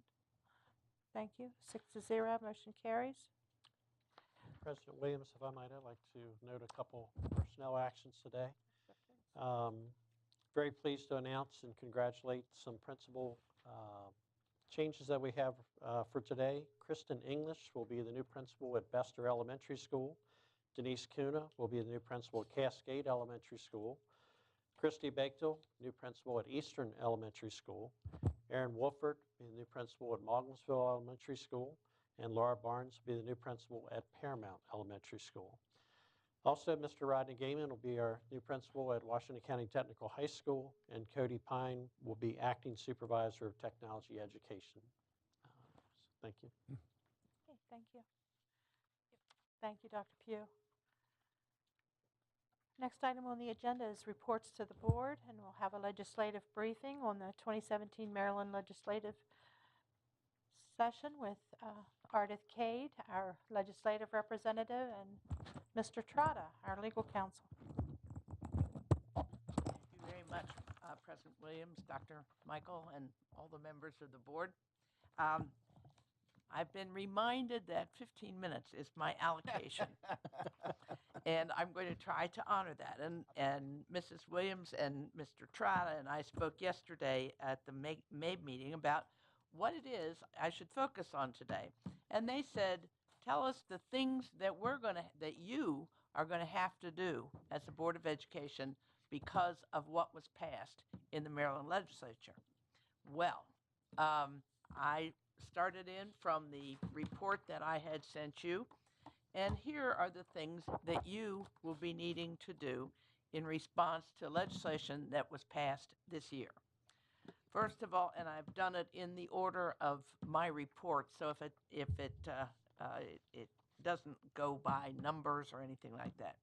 First of all, you'll need to keep records on your specialized intervention services that you provide to kindergartners to third graders. And that's a new sort of complex record keeping that must be reported to the state. You'll have to develop more school interventions for pre-K to second graders because of the restriction on suspension for that age group. So there'll be work to be done in the in-school interventions. You'll need to develop and incorporate opioid education curriculum with 3 different grade levels for elementary, middle, and upper and high school.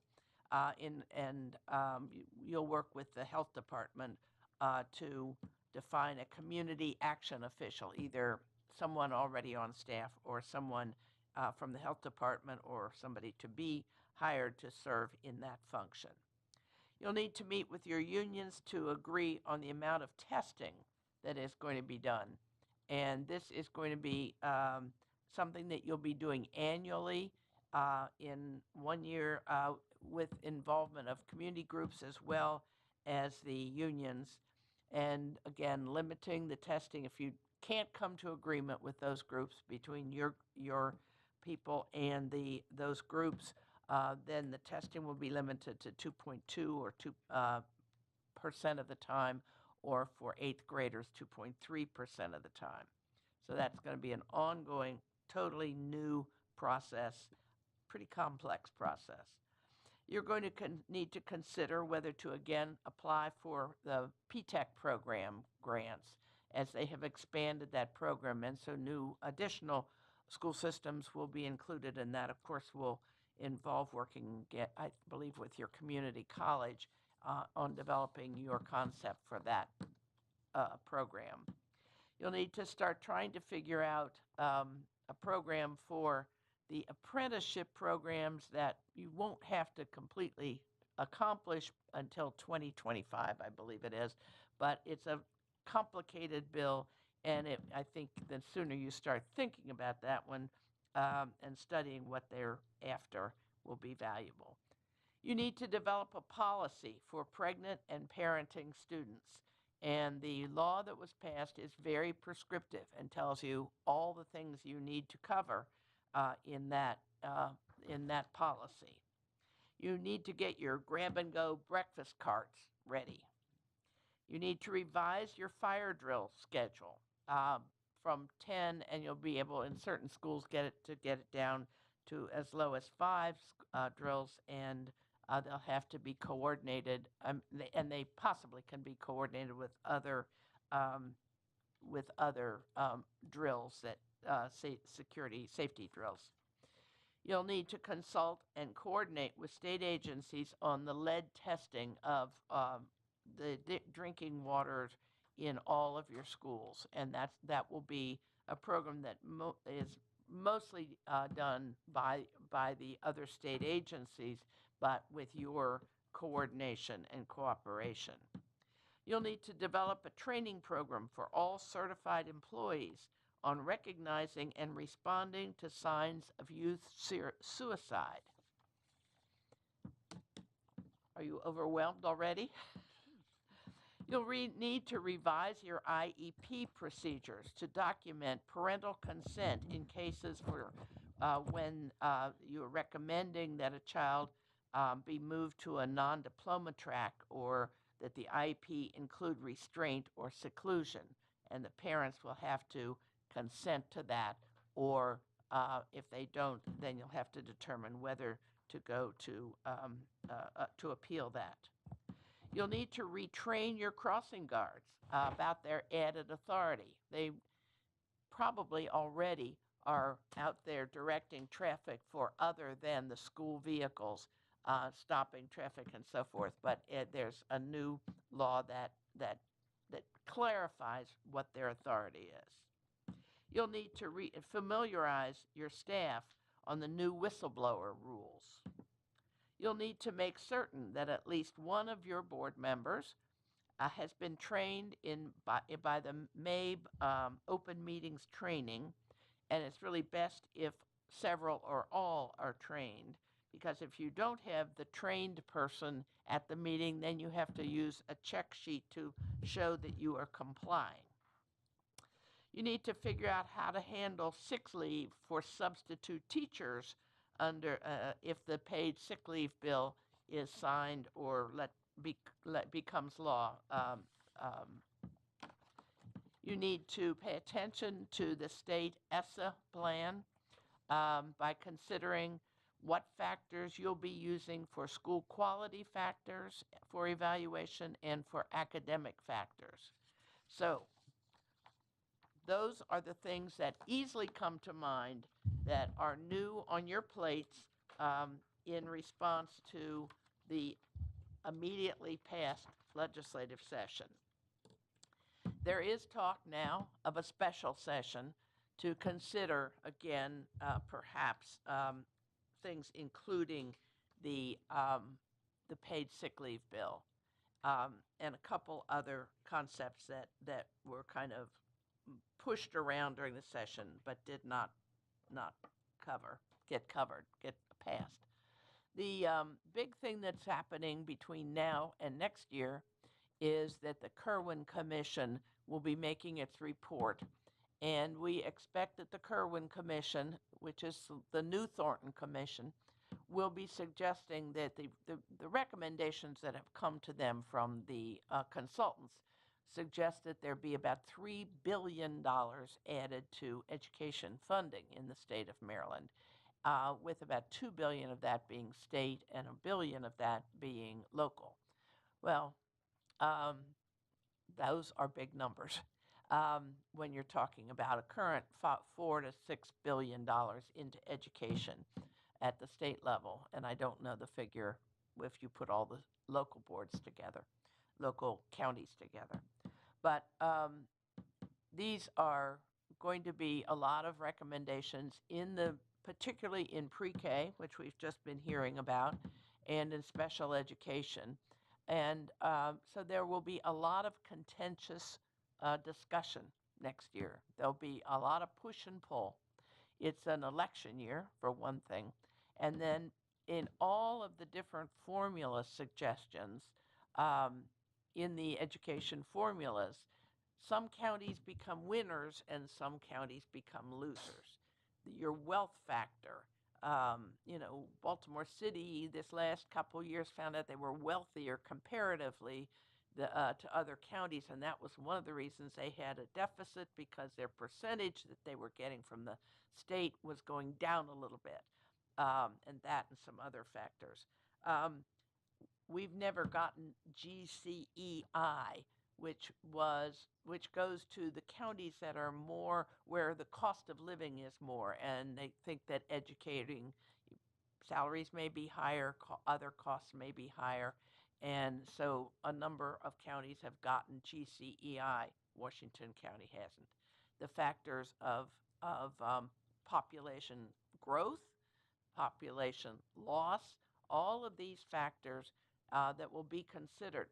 And what will be different is usually in our MABE meetings, in our Green Street meetings, which is all of those of us who are working on education issues for boards of education, generally about 90% of the time or more, we agree. If there's a bill that Allegheny thinks is bad, probably Baltimore County thinks it's bad too. And so there's sort of unanimous action, and the MABE position can be very clear that the counties, the boards really disapprove of this bill, or it must be amended this way and that way. That won't be true next year as much when we get into the Kerwin Commission, because where Montgomery County is a winner, a poor county may be a loser, and vice versa, and there'll be a lot of tension, and we won't all be agreeing on all our bills, and that will make the session really quite different from how it usually is. I want to say, and I'm under the 15 minutes, I want to say thank you to Jamie Brown, who is so diligent in keeping us up to date on the status of all the bills. And every morning, you know that the first thing you'll see on your email is Jamie's updated report. And Jeff Gladhill and Jeff Prue both went down to Annapolis to testify and were very much respected in their testimony. And so being able to call upon your staff people who are so knowledgeable about the management of the areas that they're working with is key. I mean, John Woolhams does most of the testifying for MABE, and he's excellent. But he's not in the trenches. He's not out here knowing what it's like to go through an IEP process, or knowing all the things that about the food service system that we just were hearing about a few minutes ago. So they have both been very helpful this year. And Tony, Mr. Trotta, excuse me, has always been right there all the time, ready to be responsive. And he was very helpful in killing a really bad bill about stormwater management fees needing to be paid to towns and then also to counties. So I can't say enough about how helpful the people here are when I'm trying to represent you and to look out for the students of Washington County and the good of Washington County when I am in Annapolis on your behalf. So thank you for the opportunity to work for you, and I'm happy to try and answer any questions, and maybe Tony has something he wants to add. Excellent report. Questions for Mrs. Cade? I just think the General Assembly's got 9 days too long for legislative mischief. Jeez, Pete, I mean, it's ridiculous. Especially the bill about the sick leave for substitute teachers. That was very strange.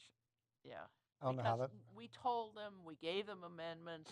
You know, it was. Some people say it's because a Republican had sponsored the bill and the Democrats didn't want to give them anything. Some people think it's because there's all kinds of political strategies about it. Some people think it's because they weren't listening very well. So we know it's a real problem.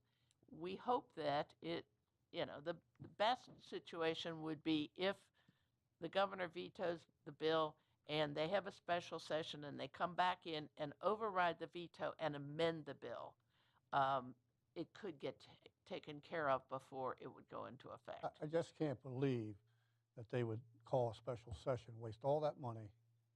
Well, there are several bills. Oh, There are okay. several I was gonna reasons say. that they might call a special session. And it apparently is, the feeling is that they will be, and it will be in June. So we'll know sooner rather than later about that. Well, Mrs. Cade, I want to thank you so much for your high energy and your wonderful efforts in representing our interests in Annapolis. I think it was record-setting, the number of bills that went through the legislative session. And I thank you for our to-do list. I think our work's in front of us, and maybe all that's left to do is to prioritize and decide which things we have to go after first. And so thank you so very much. Well, and thank you for your very active participation on the MABE Legislative Committee, because of that, having somebody there at those committees besides staff people is really important, and you get a lot of good information, and also you give good information, and so that's been, I think, a real important thing, that Washington County is always in attendance at those meetings. Thank you for your insight, and thank you, Mr. Trotta.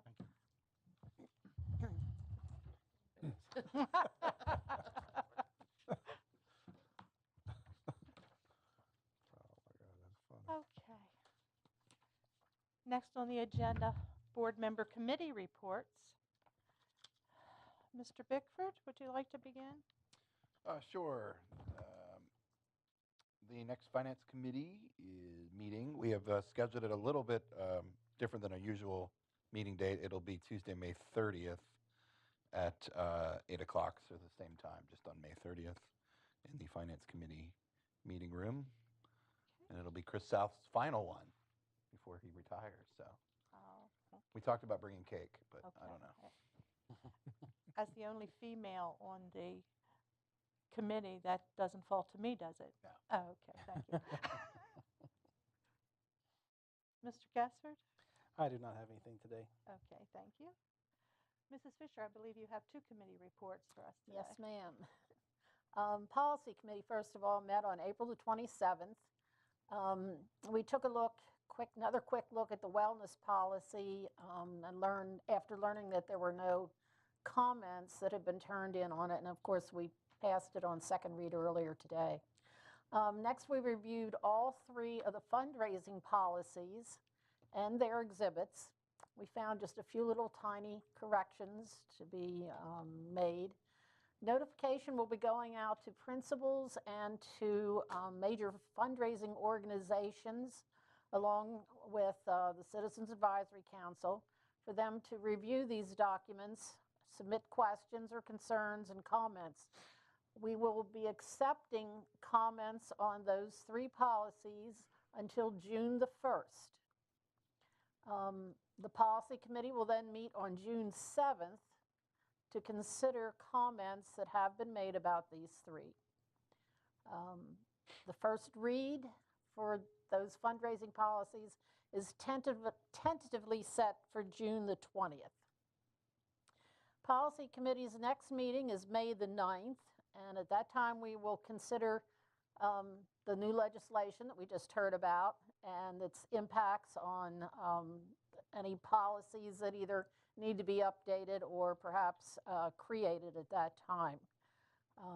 We'll also be evaluating which older policies that we have not had a chance to look at will need to be updated. I also have a report on Curriculum and Instruction Committee, which met on May the 2nd. The reports for May the 2nd, we met on March 28th. And we discussed a number of items. First, the academic competitions, which we've decided we need to start recognizing the student winners of those competitions, just as we recognize athletic team and independent wins. We looked at Read Naturally and DBQ, which is an online additional supplemental digital resource. The committee's also been informed about the middle school mathematics digital resource and the online textbook selection process, which we just went through. The committee is recommending the purchase of Discovery Education's Math Tech Book to support the WCPS Middle School Mathematics program, including grades 6 to 8 and Algebra 1. The adoption will include a 6-year digital license for 5,120 students at a total cost of $252,510.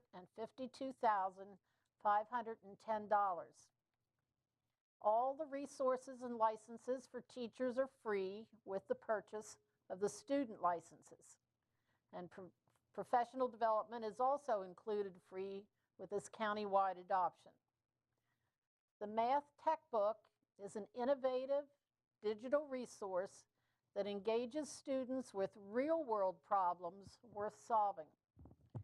Using the balanced approach to instruction, the Math Tech Book facilitates in-depth conceptual understanding, procedural skill and fluency, and application. Incorporating the 8 mathematical process expectations and aligned to the Maryland State standards, the Math Tech Book provides real-time data to support differentiation and support students at varying levels of mastery. The Discovery Education Math Tech Book will be available for review during the month of May here at WCPS and on its website. The Board of Ed Curriculum and Instruction Committee will learn more about Discovery Education's Math Tech Book during a presentation in their May meeting. The purchase of this resource will be part of the first June Board of Ed meeting as a consent agenda item. There is a link to review the resources. It's a large URL. I'll repeat it twice if you're trying to get it down. I believe you'll find it on the WCPS website. It's www.discoveryeducation.com. What-we-offer textbook-digital-textbooks. Oh, this is too long. You can just find it on the website. You'll never get it all written down. Comments from the public after they've had a chance to look at those resources should be shared with Dr. April Bishop at her email address here at the board, which is also available on the website, or her phone number, which is there also. I know the team that made the presentation to CNI seemed very excited about this program. I'm anxious to look at it more at myself. We didn't have the facilities there. We just learned about it through their comments. But our next meeting, which is also open to the public, will present more in-depth information and perhaps a look at this tech book too. So good things coming to WCPS in the way of digital resources. Mr. Ridenour. The HR committee has not met. The odds are we will be meeting the last Tuesday of this month. Okay. So the last Tuesday in May? Yes, ma'am. Okay, thank you.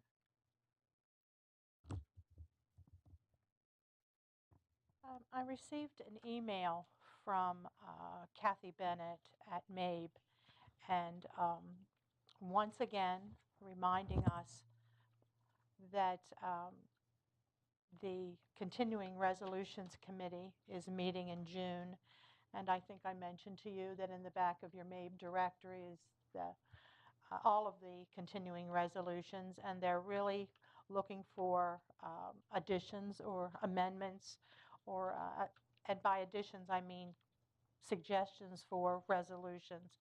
So as your representative on that committee, you have a minute, you want to take a look at what's in the back of that directory and let me know. I think this is the third or fourth reminder, so I think they're really serious about wanting us to take a look at those resolutions. The resolutions really are the basis of the legislative platform for May, so that they're important. So if you would, at your convenience, take a look and let me know what your thoughts are so that I can take that to the meeting on June 2nd. Okay.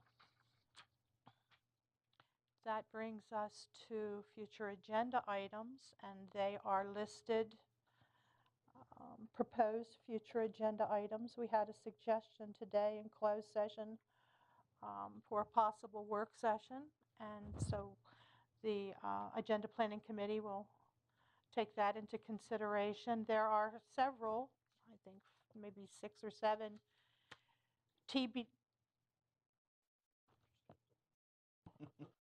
Smoke coming out of the smoke generator. out there. Just the generator coming on. Okay. Oh, it's just I coming. thought at first it was a storm cloud going by. Okay. All right. As I was saying, there are about 6 or 7 to be determined dates listed next to future agenda items. You want to quickly scan those, and if there are one or more that you would really like to see scheduled sooner rather than later, let me know. That would be helpful to know. And as always, if you have suggestions for future agenda items, please let us know. So, board member comments. Mr. Bickford, would you like to start, or would you like Mr. Ridenour to begin? Oh, I can start. Okay. I want to congratulate again our Teacher of the Year, Carolyn Holcomb. I think that was a really wonderful night to be part of that. And having been on the judging panel when she was a nominee a few years back, it was good to see her win.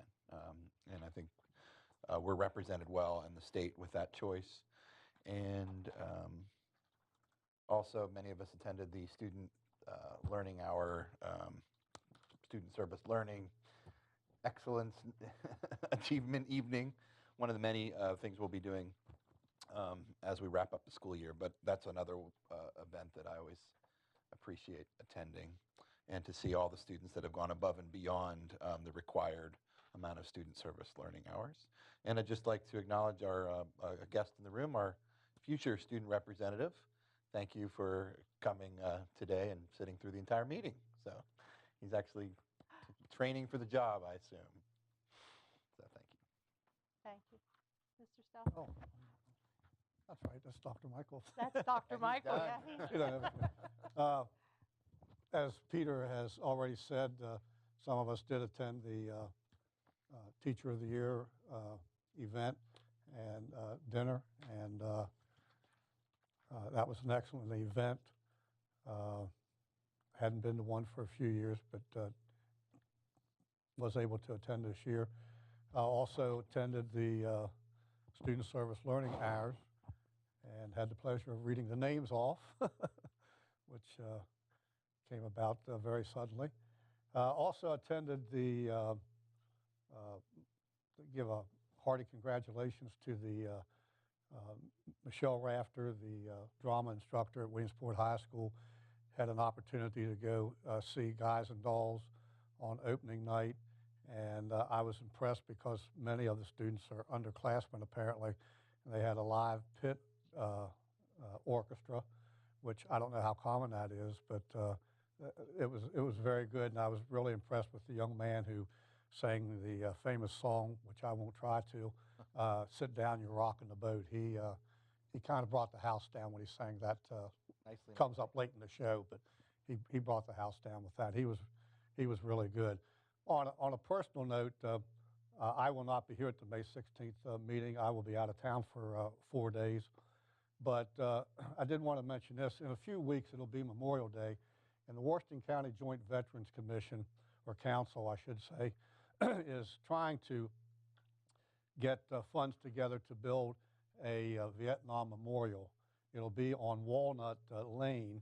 The city has provided the property, and it'll be right before you get to City Park. So I'm thinking it's going to be somewhere in the area of the out towards the street, but of the Jonathan Hager House. I'm not just sure where it is, but they are actively seeking donations for that. What it will honor the 17 men who from Washington County who served in Vietnam and were killed in action. One of them was a high school classmate of mine, Eddie Glenn. I didn't know Eddie real well, but I did know him, and I think he was the first Vietnam casualty. And on a personal note, you know, take Memorial Day seriously because as I get older, I appreciate the fact that, and I don't want to make it about me, but that I got $1 million wound, but there were 4 of our guys in our unit who were not as lucky. Sergeant Ronald Shipley and Specialist 4th Class, a medic named Robert Moore, whom I did not know him. I'd seen him, but I had never been introduced to him. They were both killed in action on August the 8th. And later on August the 8th that afternoon, a guy from our squad stepped on a detonator, and he had, I remember that, his name was Butch Hamburg. He had 30 days left on his year tour, and he was going to go home. He lived, but he went home an amputee because he lost part of his one leg as a result of that explosion. And then on September 27th of '69, a young man from Cleveland, Ohio, that I served or shared quarters with in our little operating base, he was killed when the platoon ignited a night ambush against the enemy, and he was the only American casualty. But take Memorial Day seriously. A lot of men and women have sacrificed and paid that total sacrifice with their lives for this country. So take it seriously. Yeah. Mr. Gasper? I do not have anything today. Mrs. Fisher? I have nothing either. Mr. Ridenour? I was at some of the events that took place last week, and if you thoughts every day. So there's a lot going on, and a lot of them are find very entertaining and very enlightening. There's a special event, one that I particularly, I think it's this Friday, not the dinner, which is kind of fun too, but it's called a buddies prom. Up at special needs kids. And if you want to see something that will touch you, you may go up to see those kids.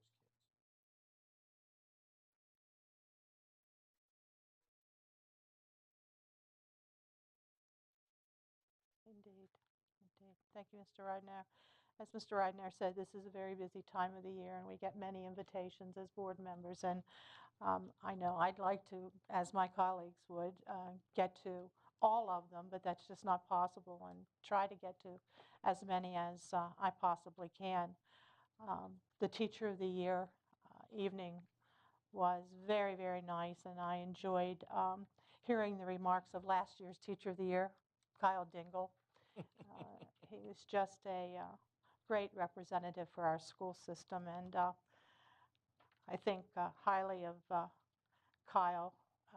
He and my son were students together and roommates and apartment mates for a time at Towson University. So it was fun to listen to Kyle recount his year as Teacher of the Year, and I wish all the best and congratulations to this year's Teacher of the Year, Ms. Holcomb. I know she'll be a fine representative as well.